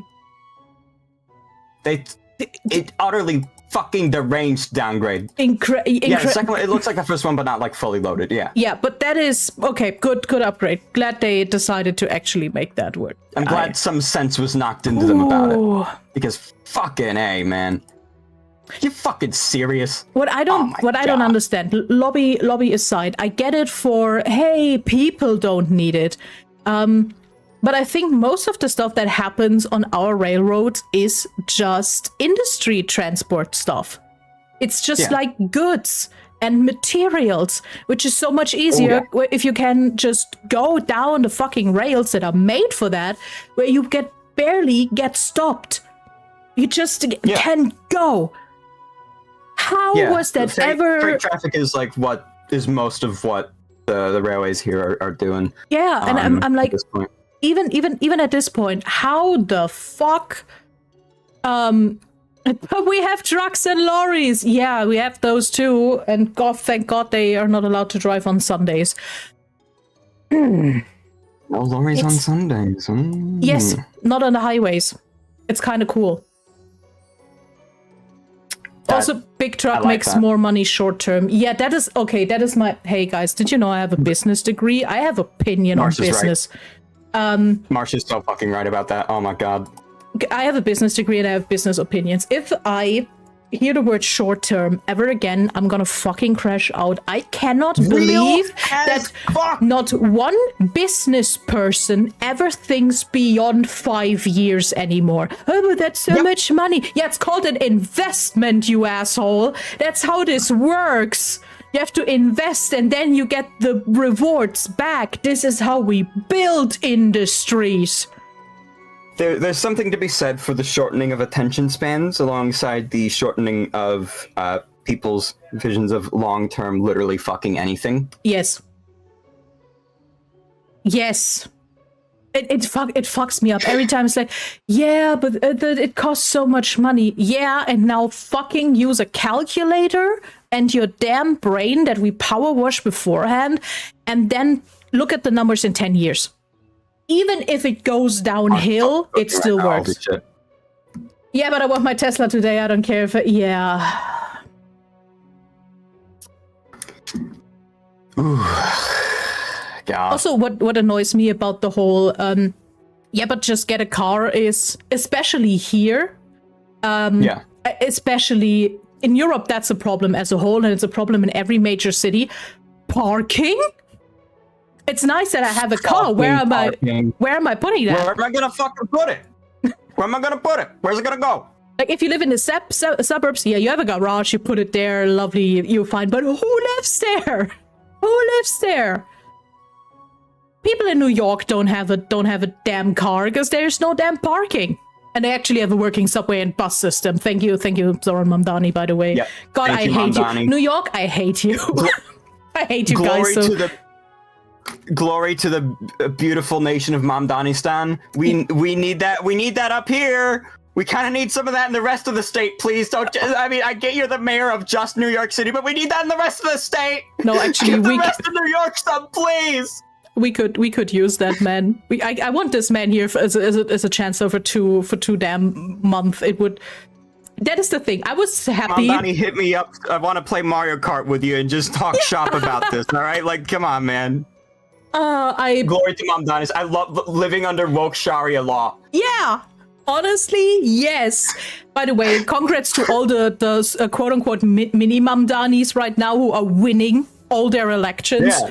Good. Yeah, the tide is turning. The tide is starting to turn. I don't know what his name is. Who ran for Senate? Abdul Al. I don't know his last name. He won, by the way. He won. Oh, he won. Thanks. Good. I had, by the way, when Mamdani went into office, I was like, "Oh my god, I'm so happy for you." And Abdul Al Sayed. Sayed, okay. I was like, something. Yeah. And now at this point, every time I see like happy, cool things happening in New York, I'm just like, you know what, guys? Shut up. Go away. I'm getting angry. Yeah. I'm getting angry. Yeah, it's literally the New York City versus the entire rest of the country, especially with what like just literally fucking everything that Trump has been doing, which has just been an utter steamroll. It is literally free ice cream versus we're going to kill you and all of your puppies. I really want to know what every other mayor of New York has actually done. Like what? Get bought out by lobbies. Yeah, still.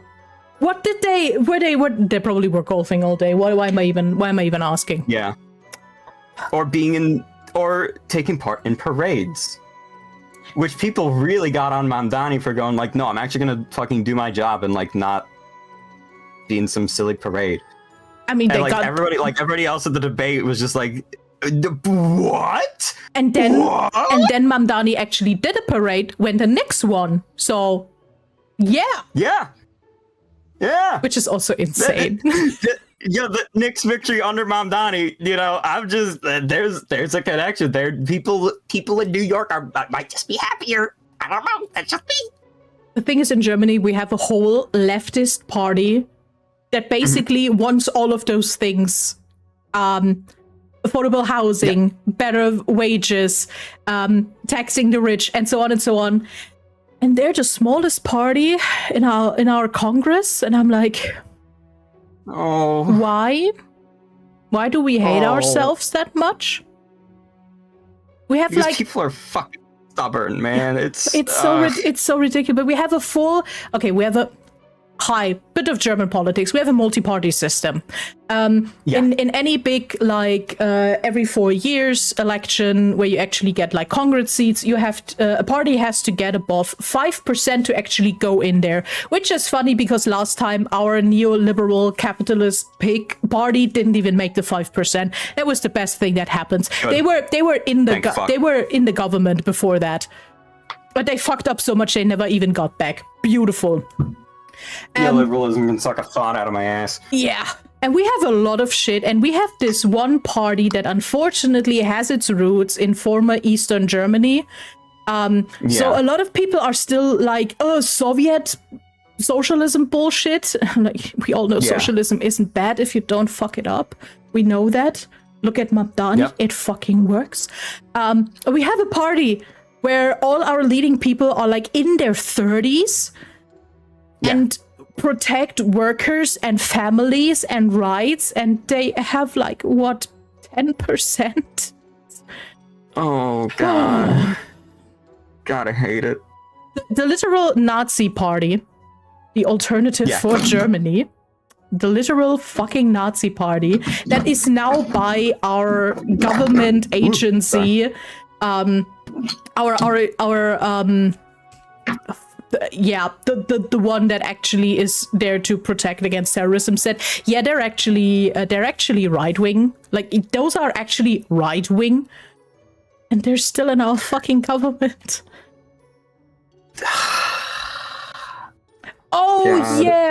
Children's media characters are now considered extreme left by the Department of Political Education. Benjamin Blümchen is an anthropomorphic elephant who wants just to help people, and Bibi Blocksberg is a little witch who, she's a bit chaotic, but at the end of the day, the most she does is fuck over with the mayor. I think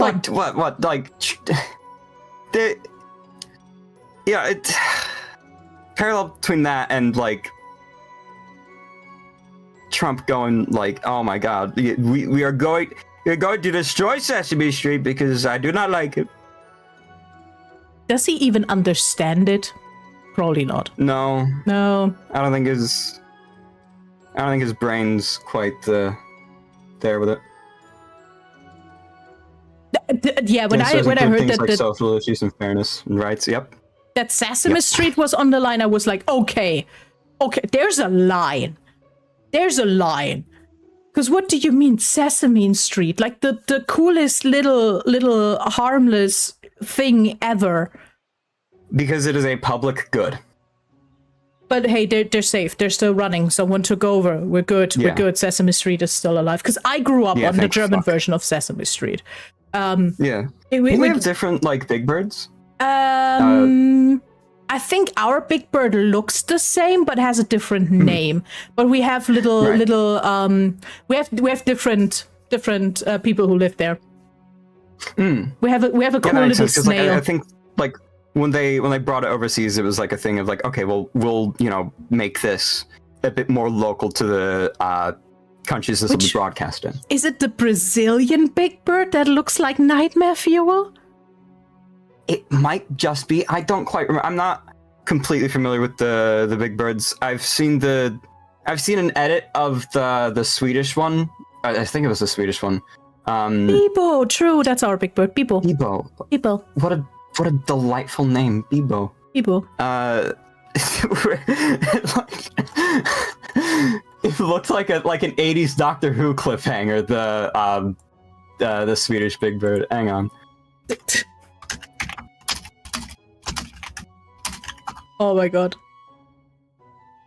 Hi, welcome to Hydrafixation, where we go from very important political issues to whatever sub with Sesame Streets.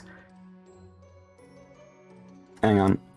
Big Bird. I don't know if the audio is gonna. Oh, hello, Cleveton. I don't know if the audio is gonna show up on this. But, wait, give me a sec. I can probably make that work. Just make sure that's Sweet. Yeah, it runs over your Discord sound, so that's fine. Okay, cool. Yes.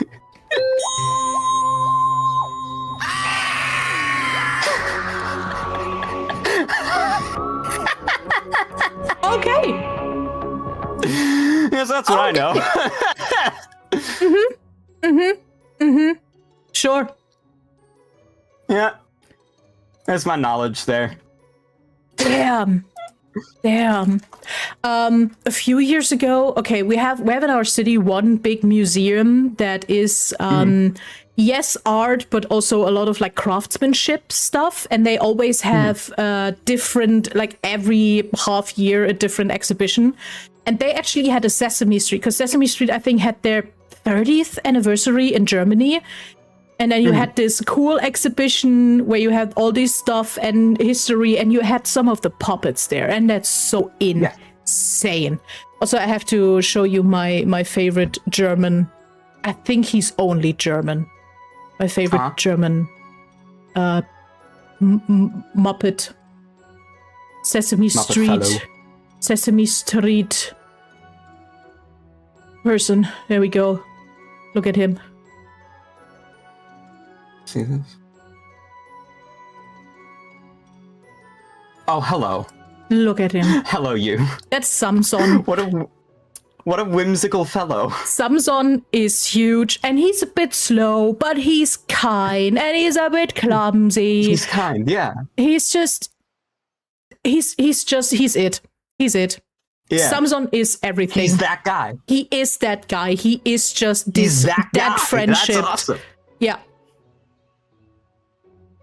And also, we have a little snail with glasses, which I love. A snail with glasses who mostly travels around on a skateboard.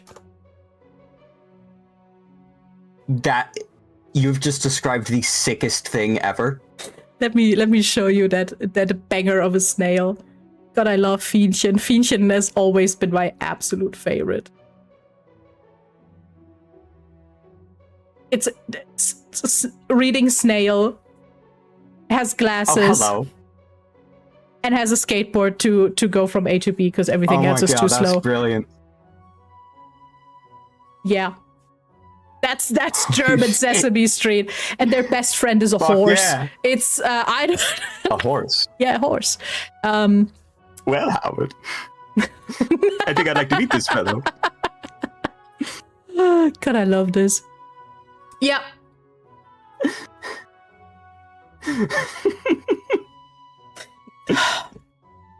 I'm still so confused why horses are such a lodestar thing. Well, Pierce just really likes horses. What else is there to say for it? Yeah, not only Pierce. Oh yeah, Sam too. Yeah, he's got Azumas. That was my first introduction. Yeah, there could be a horse on the roof. Why? Okay. Last night there's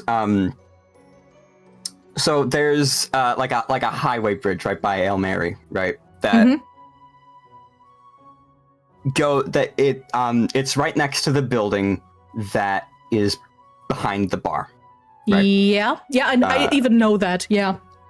Yeah. So last night, I got legit a bit like freaked out because it looked like from an angle that I was viewing it at, it looked like somebody was driving their semi truck off of the bridge and onto the roof of that building. Oh my god! Turns out that wasn't the case because it's a curved bridge, so it was just going down the curve. But like from the angle, it really looked like it was about to go on the fucking roof, and I was about to fucking freak it. Understandable. Okay, would Lodestar be better with working trains, like an actual train system? They do have trains.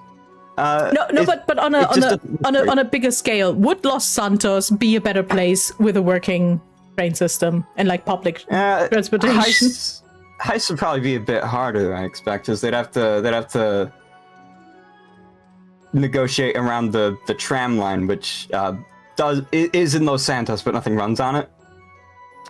Oh. Um, That just tracks. like there's trams like in Los Santos in base game GTA 5 that I assume just haven't been brought over to Lodestar because it would be a lot of work to get that like properly going.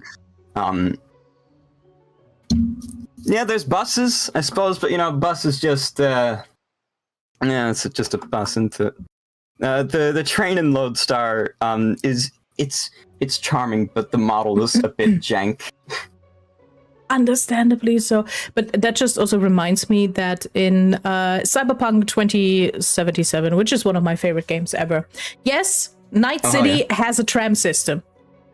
And I think when the DLC came out, they actually made it workable.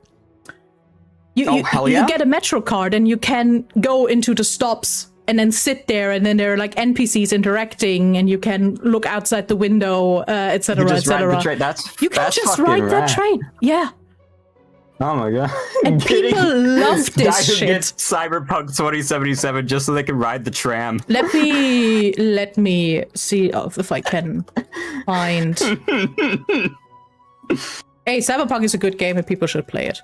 I remember when it was very broken and jank in the early days of it having been launched, and when Vinny Vinesauce would stream it and like just sort of just stumble into all the weird glitches.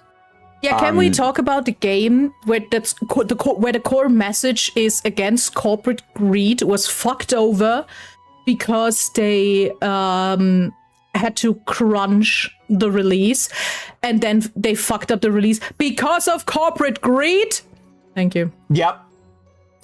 It's fucking crazy. And the game actually was able to come back from that. It was able to bounce back from that. Yes. By the way, this is even crazier to me. This is how the trams look from the inside when you ride it. It's just fucking hell yeah. cool. It's just cool. That's nice. Cyberpunk 2077 could have been one of the most influential games of our generation, both in like looks, gameplay, and message. We got a bit kneecap. And then they just fucked it up like this.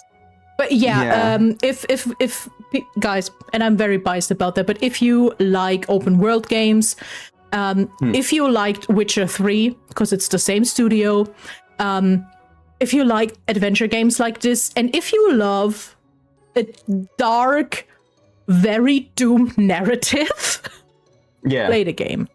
Play the game. Also, you get Keanu Reeves as your head parasite. You get Keanu Reeves all the time around, and if you play the DLC, you also get Idris Elba. Impressive hog. Oh, that was good. Holy shit. Yeah. Holy. You remind me of me when I was younger, Choom. Minus the impressive cock. I hate that is a correct quote. I hate that that is a correct quote that is from the game. And I know exactly when and where that happens. I know you would remember it more than me, to be honest. I only just remember that becoming like a thing that it's a side quest with Panam, where you're in her car and you talk about shit, and then stupid ass on the back seat is saying that. I have a just appreciated that too. Like the breadth of like song names they named the quests after. Like I remember that there was one called Life During Wartime, which is one of my favorite Talking Heads songs, and I went, oh hello, I like that. Everything about this game is a damn masterpiece. I played all the endings, and everyone made me cry so hard. God damn. Yeah. I really ought to give it a proper whirl myself then. Yes. Absolutely can recommend it. And even Night City has a tram system. Even fucking stupid Night City has a train system. In Night City, you can become...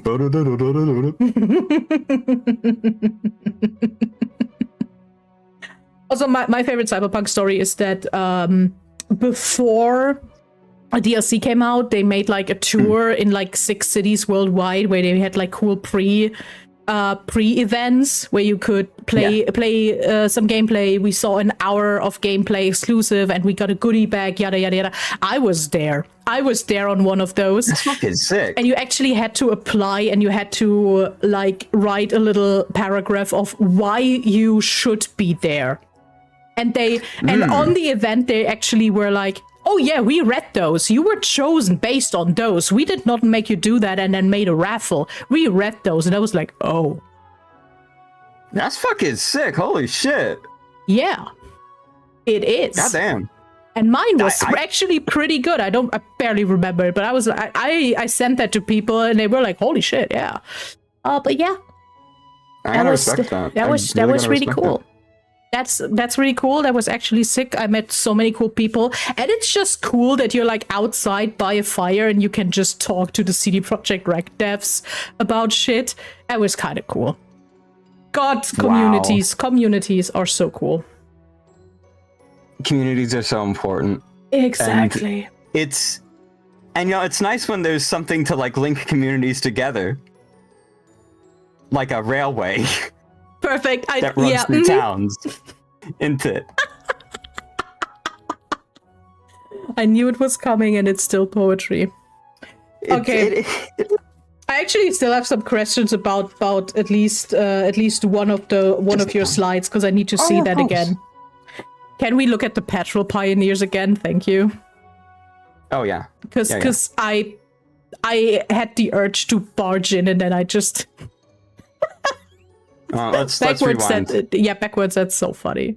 Everybody's alive again. Damn. This is good, Mark. This is good news. So the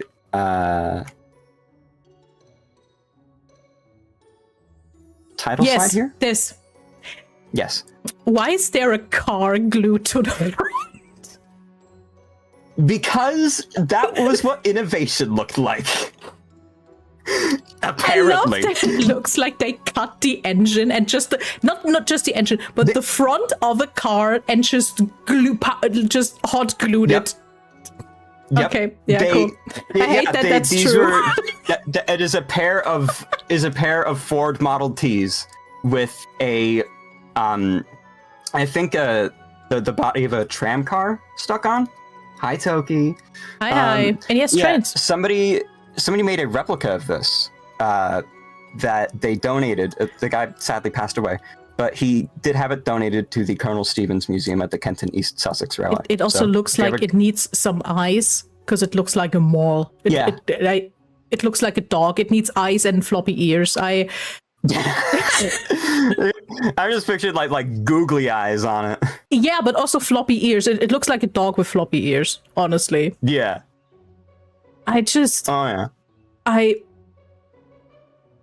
Dog-coded machinery. Okay, but can we talk about humanity is absolutely fascinating, especially since our brains are way too big, and then we start looking at shit and are like, does that work? Can we do that? Insane how we survived at all. And it turns out, we can do that because it's the law of FAFO. You can just weld a half a car onto a train cart, and it kind of works. Yeah, fuck it, you know, it'll work.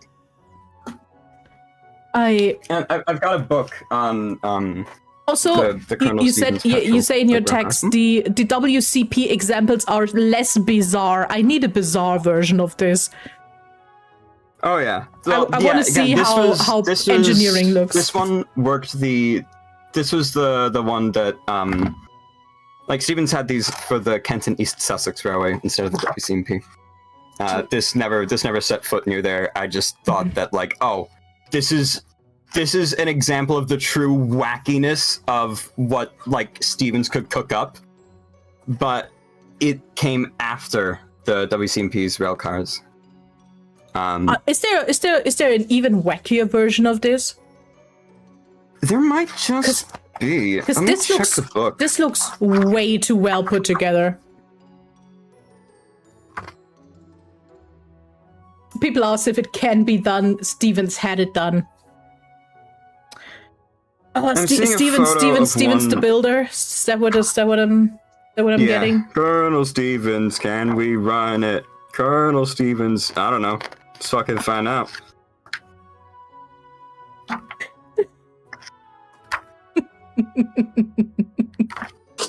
Yeah, Colonel Stevens, he loved weird-ass doohickeys, and he fucking loved terriers.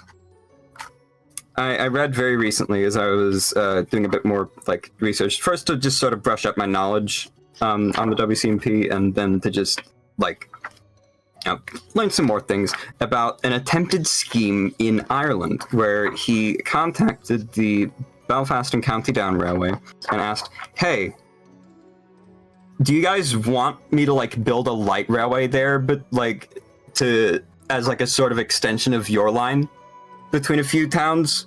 Like, this would, by the way, the mileage of that proposed extension would have given them more like total trackage than the Great Northern Railway of Ireland's main line by like I think 20 odd miles.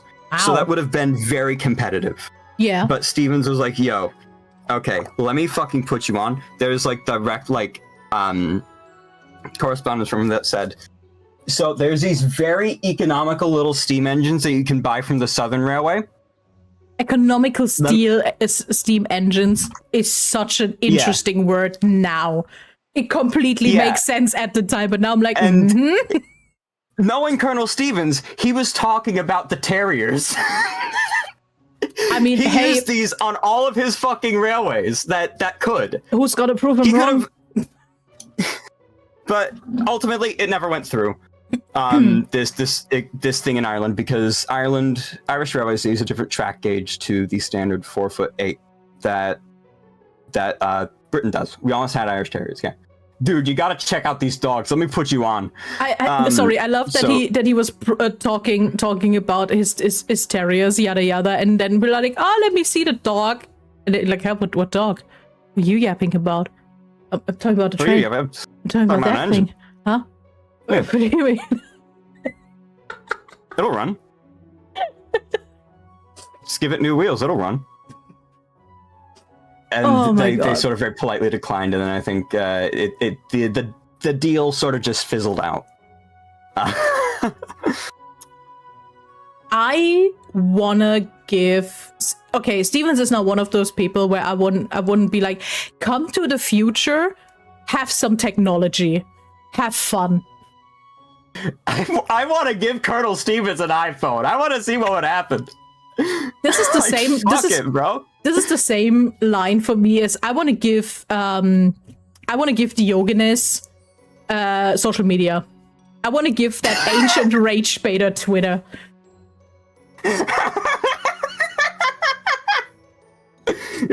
Tell me about that.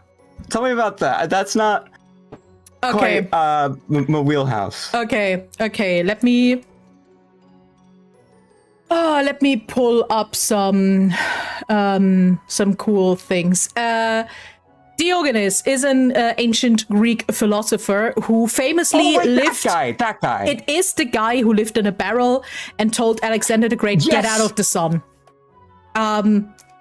It is also the guy who famously walked into Plato's whole lecture with a chicken and said, "Behold a man," because human is a bipedal. I don't know what the bipedal furless. I don't know what Plato's.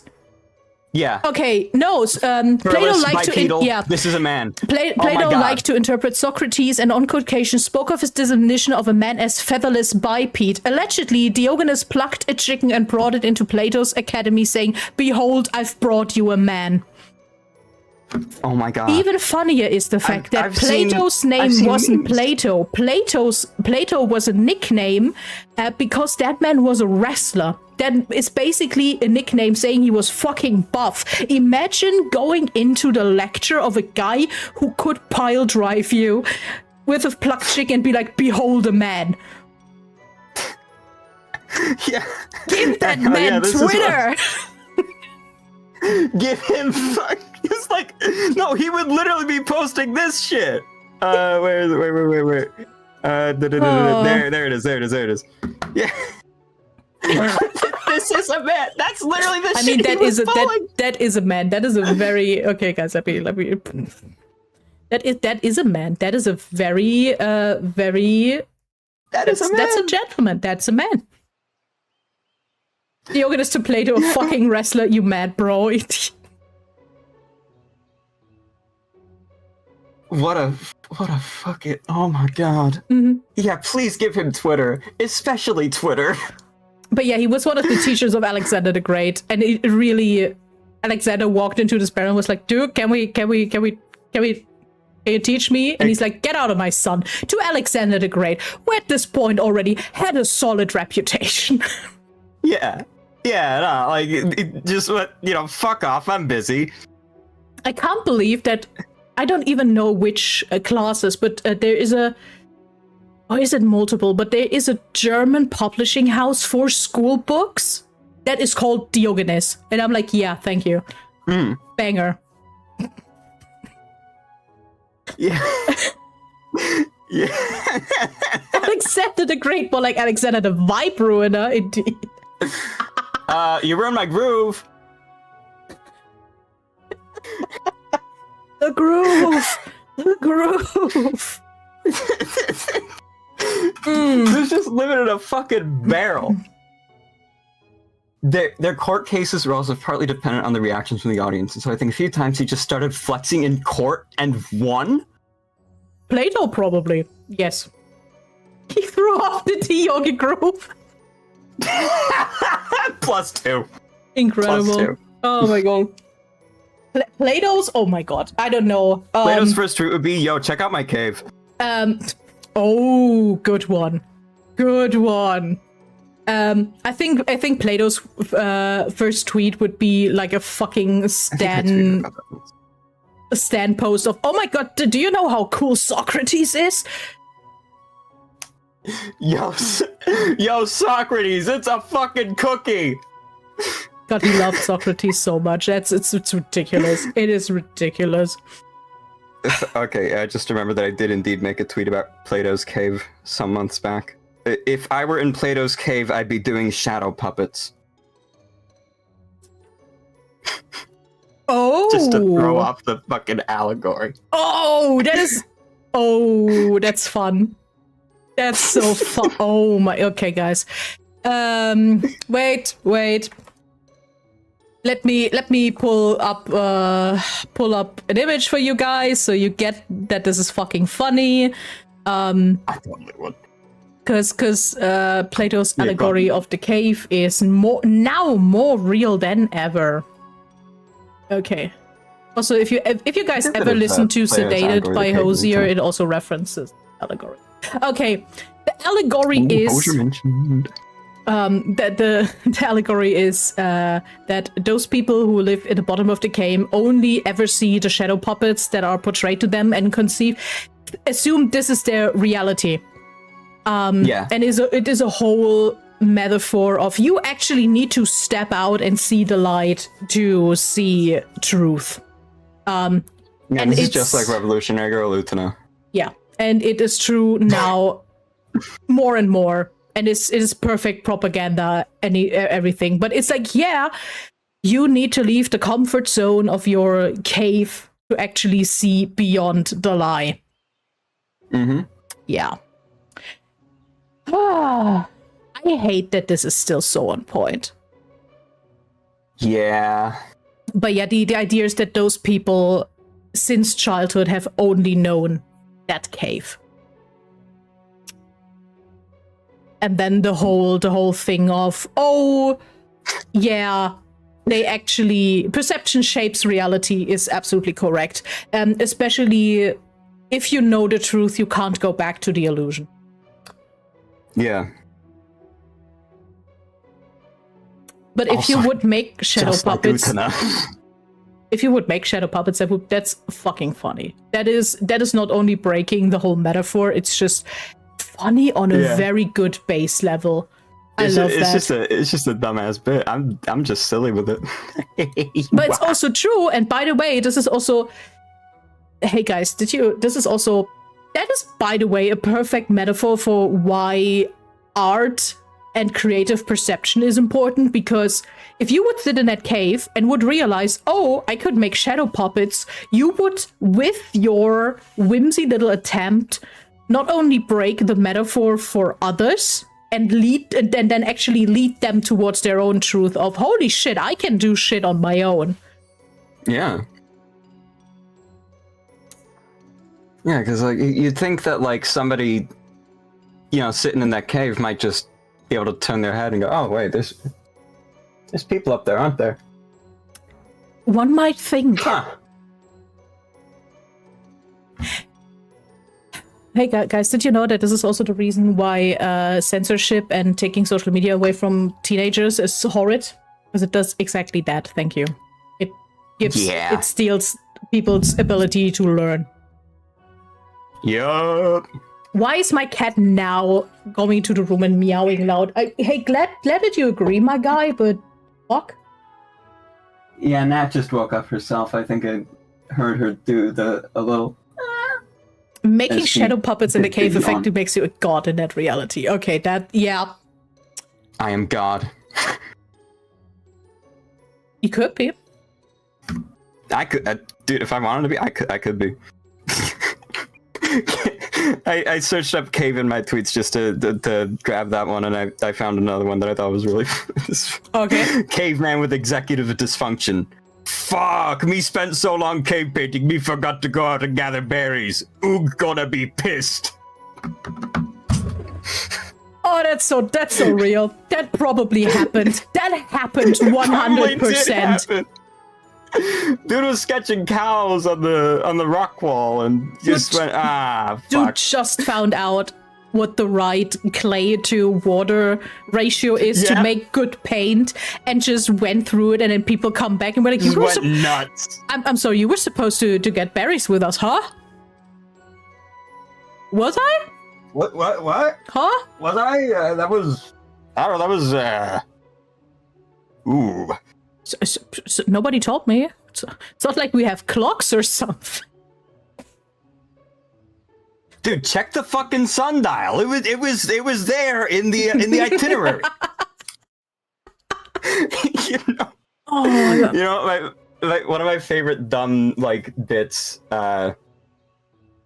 in a Doctor Who story is this was I don't know if you might have seen this one. It was a 60s one. It's called The Time Meddler. Where another time traveler, this was before they even knew what Time Lords were. So he's just another time traveler. This fellow called the Meddling Monk tries to mess with the Battle of Hastings, and he's moved into he's set up base in a church, and he's got like a little hot plate there. This again, Battle of Hastings, but he's got a little hot plate. He's making toast, and he's got like a to-do list that he's got on but it's on like a parchment paper on the wall. I said those. It's just funny. It's just really funny. Oh my God, I love this. That is also so weirdly specific. Yeah. Dude was running on bits. Hope you're doing well. Hope you do. We're talking for 2 hours about mostly trains, diverted into a heavy social political topics, talked about Sesame Streets. Everything's connected. Unfortunately, Get it twisted. Everything's connected. Also love hearing about early days piece of media before lore gets established. Yes. Oh yeah. Yes. It's especially crazy with Doctor Who, because for a while they were kind of flip-flopping on whether or not they wanted him to be human. Oh, so he wasn't he wasn't even considered alien. Yeah, it kind of was, but in the very early days, just sort of a very weird old wizard. I feel like it's all gonna tie down to Thomas the Tank. We already talked about Thomas the Tank. We talked about Thomas, yeah. We already talked because Andrew actually owns the books. There's some deep knowledge here. Oh yeah. There's a bonus slide that I didn't quite get to. That I only would have done if I had time. No, let's go. Let's go. It's not like we don't have time here. All right. Oh yeah. So Yeah, a couple extra slides here were just like bonus examples of WCMP jank. Here's Clevedon at Clevedon Station. They had a signal at this station that they built into the water tower. You can just see the arm right here. Yeah. I mean, and I just thought this was a good photo. It's the big rail car with the small one's trailer going across the River Yo Bridge. But anyway, as for that, there's a more substantial connection to Thomas with the WCMP than just that. Oh my god! Just that, like, Stepney's siblings worked the line. No, Wilbur Audrey and his brother George actually traveled along the WCMP in their youth, and there's just a tiny bit of influence from it in Sodor, because you look at Clevedon Sheds and you look at Farquhar Sheds, and it's a little bit similar. You've got the carriage so sheds cool. there off to the right, which jut out much further than the engine shed, which is to the left. And everything is connected. They would go on the WCMP because Wilbert and George had distant cousins who lived in Clevedon. And they heard from their brother Frank, who lived in Towin, about this little railway called the Talachlyn Railway. And that was how Wilbert found out about it at all, that it was going to be taken up but preserved by a group of volunteers. First time that had ever happened in the world, by the way. The Talachlyn Railway is the world's first preserved railway. Hey, let's go. So he went, okay, we're going to go to Towin and I'm going to volunteer here. And then yet more history happened. Also, It was said in the biography that, like, yeah, if this railway in Towin was to be as, like, quirky and interesting as the WCMP, it might provide an interesting basis for some stories. And it did. Oh. Also, yeah, people, this is Hydrafixation, where you will learn about the topic you thought you knew everything about. There will be a new angle. There always is. There always is. That is so cool, but that also shows, like, first off, if you're creative, travel. If you have the chance, get out of the damn house.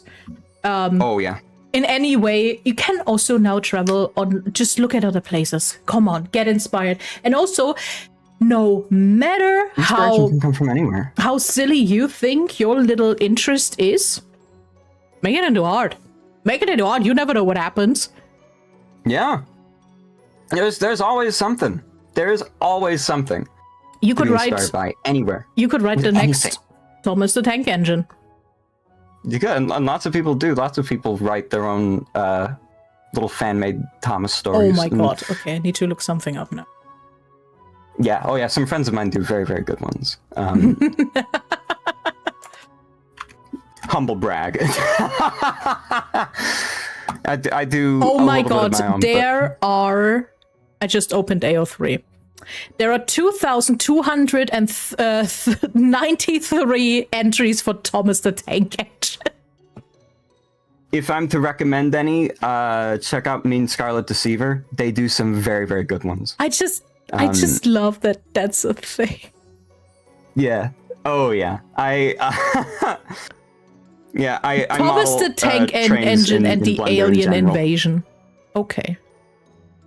Thomas the Tank Engine X Shrek. Okay, that's AO3 for you. Yeah. That's you how got, this. you got people who'd shit post. I started writing a Doctor Who one a little while back where it's like a third Doctor one where there's like some sort of alien invasion at Farquhar Quarry and Doctor Who and Joe have to investigate it, but I didn't really get very far in it. Oh, I have a weird Thomas the Tank Engine question that I don't know why I thought about this earlier. The trains talk? Yeah. Like actually talk, right? To they people. talk. Yeah. How? Okay, if one of those trains can't work anymore because it's broken, how are we dealing with the humanity and the I don't know, do they get shredded? Do they Yeah, they get shredded. Some will get shredded. Yeah, it's because the books were being written while steam engines were being withdrawn from British Railways, and that kind of got addressed in the book about Stepney. Yeah. Hold on. There we are. I'll just get it straight from the text. Bye, Esker. Thank you for hanging out. Bye, Esker. Because I just realized, so wait a second. They talk. They have humanity. How are we dealing with death here? They sort of have humanity. It is just, at the end of the day, they are just still machines that talk. It's not like they've got like civil rights campaigns or anything. They are just very much, it is just like if your printer could give Haza a bit of lip while not quite working right, you know? Yeah, I would still feel weirder turning it off. Oh, probably, yeah. That's where I'm coming. Oh, yeah. Also on that. Now I'm thinking way too much about tank engine physiology and anatomy. Oh god, I shouldn't do that. The faces aren't real. It's a whole thing. It's like you just, I don't know. It's just a cartoon face that's stuck on. They just exist. It's not like, oh my god, there's internal. And I mean, no, they just, I don't know. Sometimes I miss being a kid who's not able to question things. Yeah. That was a nice time. Just there. That was a nice time. I was just like, hey, yeah, of course that train has a face and is talking. Yeah, of course. Yeah. You just accept it. And I'm just like, but wait. But now it's like, okay, but why? How? Why does this happen? And it's like, it just happens, you know. It's like I said before, the characterization comes from personifying the behaviors of actual steam engines into these steam engines that act a bit like children. It's whimsy. It is whimsy. That's just, but my autism is over analyzing bullshit. I look at everything and I'm like, how? How did we get here? How did we get here? Yeah, no, so as for like scrapping and stuff, it is just that, like, I don't know. I like to think that some are resistant to it. I mean, naturally would be, because it's like, oh well, what the fuck, man? I can't work anymore. Now I'm just gonna be cut up. Fuck, this sucks. And it sucks because they kind of just resign themselves to it because the higher ups said so, which is why it's good that Sodor exists and is the exception that, like, no, we don't do that. We don't withdraw steam engines. Yeah, Oliver escaped to the railway. Like, he nearly got caught too. Nearly got caught, sent back and scrapped, but Douglas just happened to stumble upon him and went, oh shit, yo. Hold on, you're coming back with me. God, that's insane. Yeah. In a way. Holy shit. Yeah, so the foreword of the Stepney book has to make the point in saying that it says, dear readers, Percy is a kind-hearted little engine. He feels sad because many fine steam engines are cut up on the other railway, BR.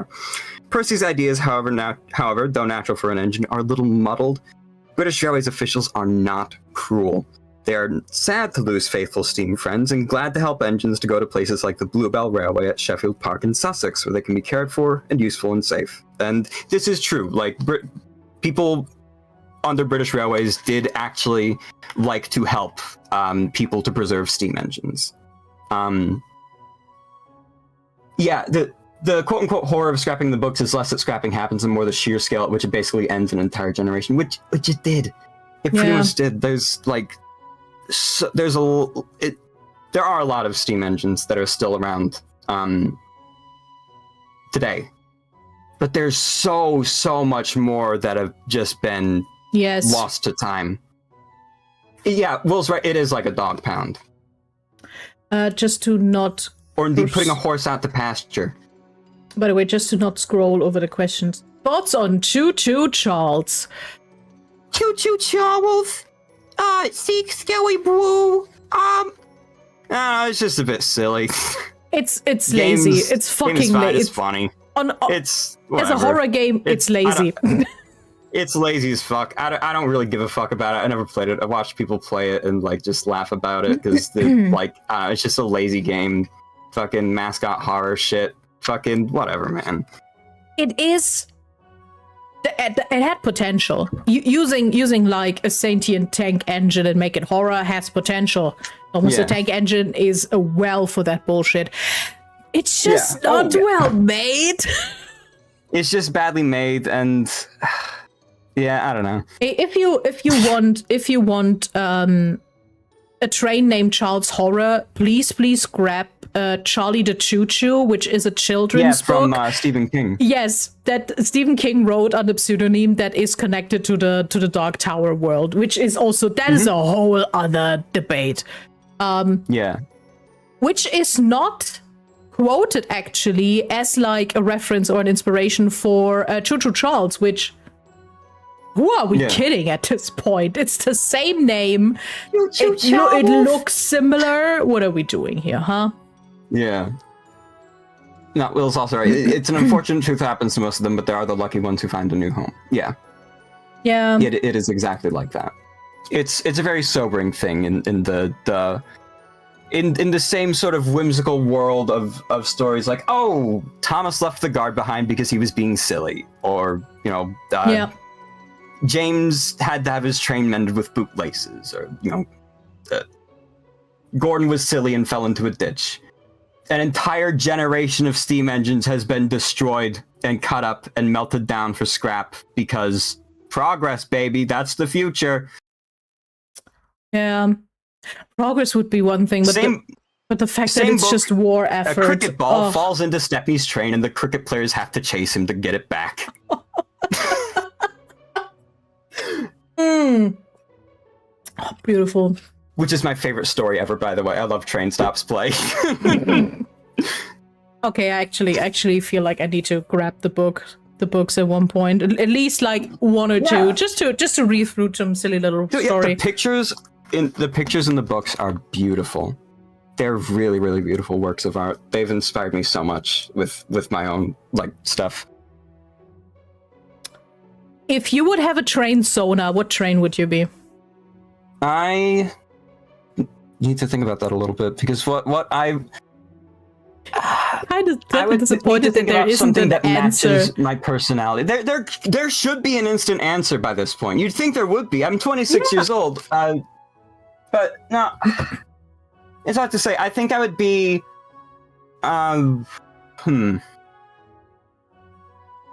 Would I be a pug? I don't think I'd be a pug.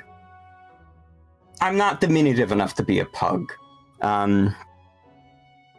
Be a Japanese bullet train Gary Stu. You would be the Shinkansen. That's fucking baller as hell, Rezi. That's based. No,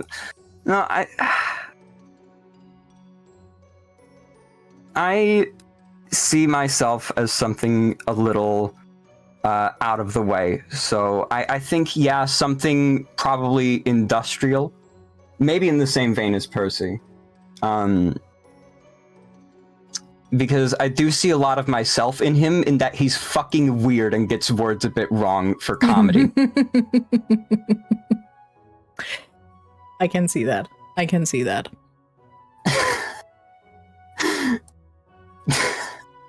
Because I think he's my favorite character in the books, because he's just funny as fuck. They nerf him in the show by making him like the scaredy cat, like fat friend. No, he is funny as fuck. He's a cheeky little shit. Like gets the comeuppance for it and hates having the mirror held up to him. That's me. That's just me. That just fits. That's correct. Like, oh yeah, I know everything about signals. You don't need to tell me. Blah, blah, blah, blah. gets it completely wrong. Oh shit, now everybody knows. Oh fuck. Percy has more main character energy than Thomas. Yeah, well, I think it also happens that Wilbert just liked writing Percy more at a point. That shows so that's much. Just me, because like you get to Ghost Train and it's like, yeah, this is the Percy show now. I love when authors start to have a new favorite character. It's like, yeah, it's still Thomas the Tank Engine, but my god, who cares? It's Thomas. Like the foreword to the book that Ghost Train is from is literally like, yeah, Thomas has been pestering me to write about his branch line. After all, he said, we are the most importantest part of the whole railway. What can I write about? I asked. Oh, lots of things. Percy's woolly bear, Toby's tightrope, and your ghost. And don't put that silly story in, said Thomas crossly. I will all the same. Thomas has been much too cocky lately. It will serve him right. And that was the last book that Wilbert wrote too. I love that it's like, okay, we need to nerf Thomas here a bit. Okay, cool. We need to fucking nerf him. It's like that is so funny. Oh my god. It's great. It's really, really great. But in that case, I'm out of questions, but I have one last question from my side. What train would I be? What would you be? You strike me as something very, a little old-fashioned, strong, and respectable. Now, there's a lot that could apply to. Yes, Percy is my I new think naturally your yes. expression lends itself nicely to a sort of smug, refined grin, and that I do see. You're a little close, Holmes. I think it would be something Great Western, but I don't think the cities. Yeah, an older express engine for sure. They're. I love that this is now a conversation between people. I love that because we all know shit about trains, you know. Yeah, because I'm sitting here like I know nothing. I'm trusting. I'm trusting judgment. Well, let's see. Which is, by the way, you guys should do that more often. If people have a very specific thing, ask them what you be, because that also tells you a lot about how people see you. Yeah. So,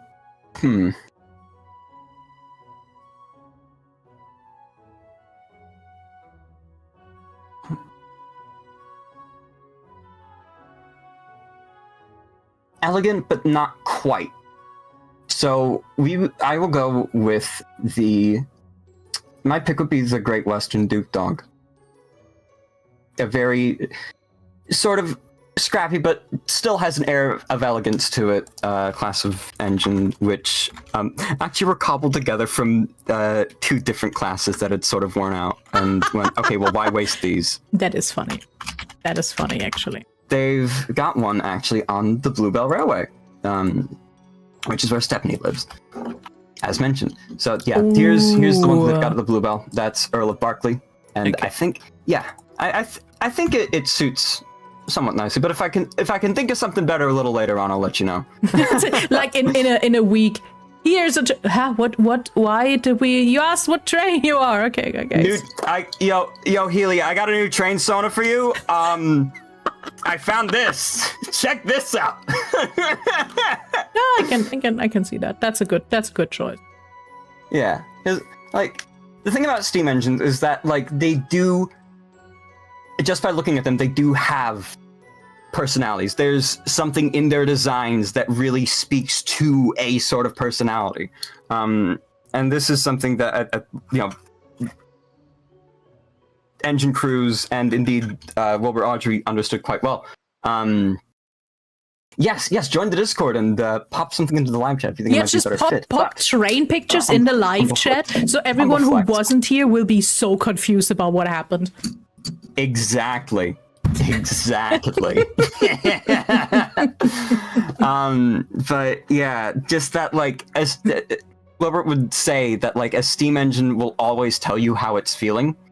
from how like it sounds. Like if it's feeling poorly, it'll let you know. If it's like in kind of a sulky mood and doesn't really want to pull the train, you can hear how it sounds and surmise that from it. Almost as if even with machinery, you need empathy in your life. Mm-hmm. Damn, who would have? Who would have thought? Steam engines are living, breathing machines, and diesels are sort of the same way. They do have something lively about them, but it's a different kind of liveliness because they're mechanical, generally. That's true. That is so true. Steam engines are very lively things, yeah. Yeah. Ooh. Which I think is also a good last statement.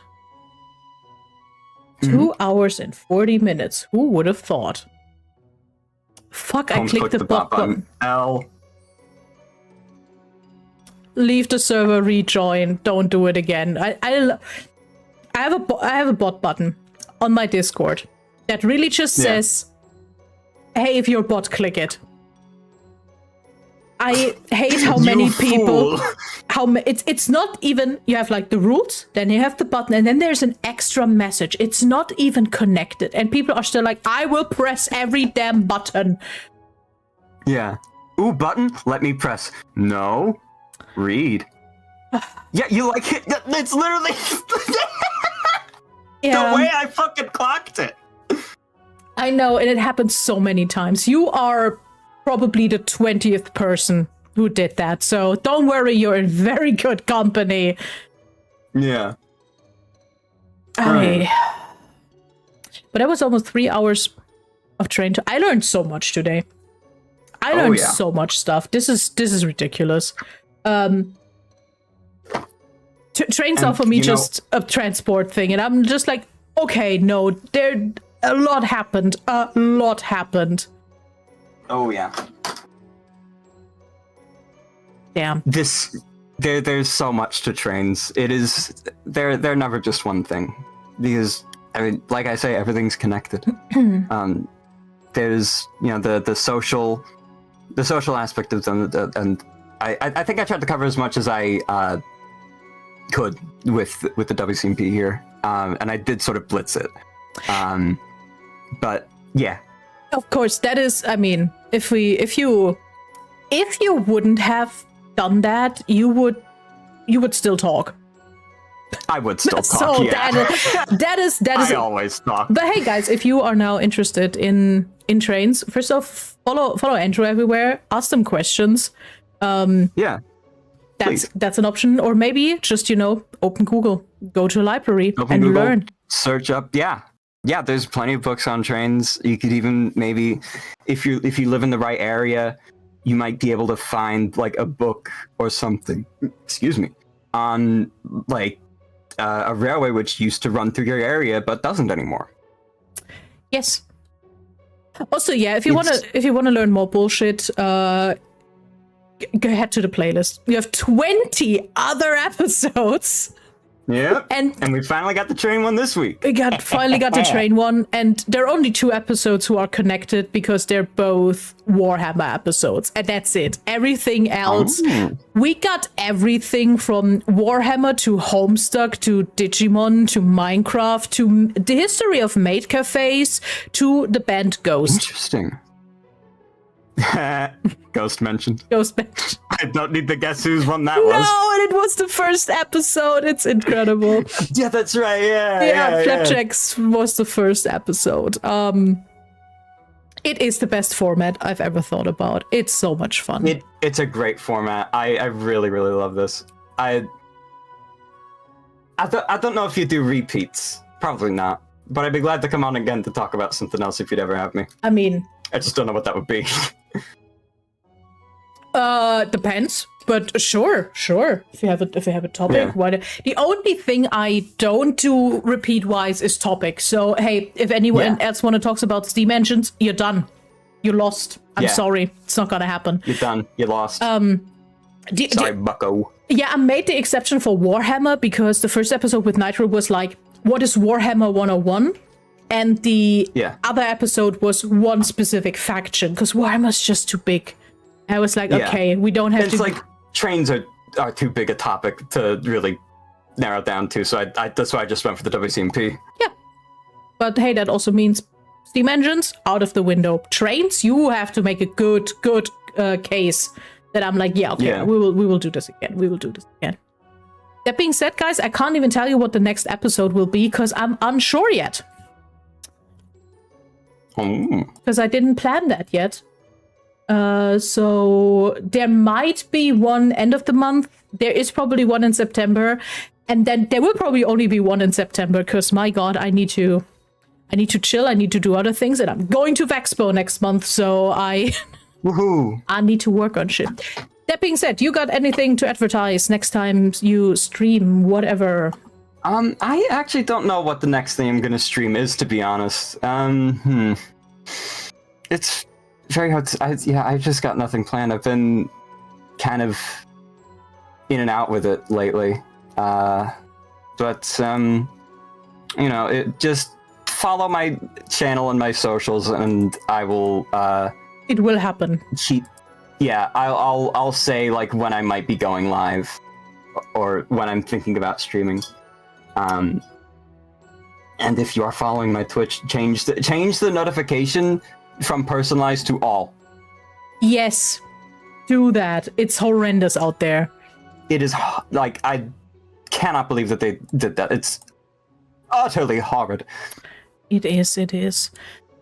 Other than that, I will see you guys tomorrow again. An hour earlier than today for some Dead by Daylight, because one Flapjack Jackson was like, I wanna go back to Dead by Daylight. And I was like, I know some people. I got one more in me. I know some people. So that's happening tomorrow. Yeah. Yeah. I didn't ask you that beforehand, but do you have anyone we should rate that I maybe don't know yet? That's live right now. Let me see who I'm following.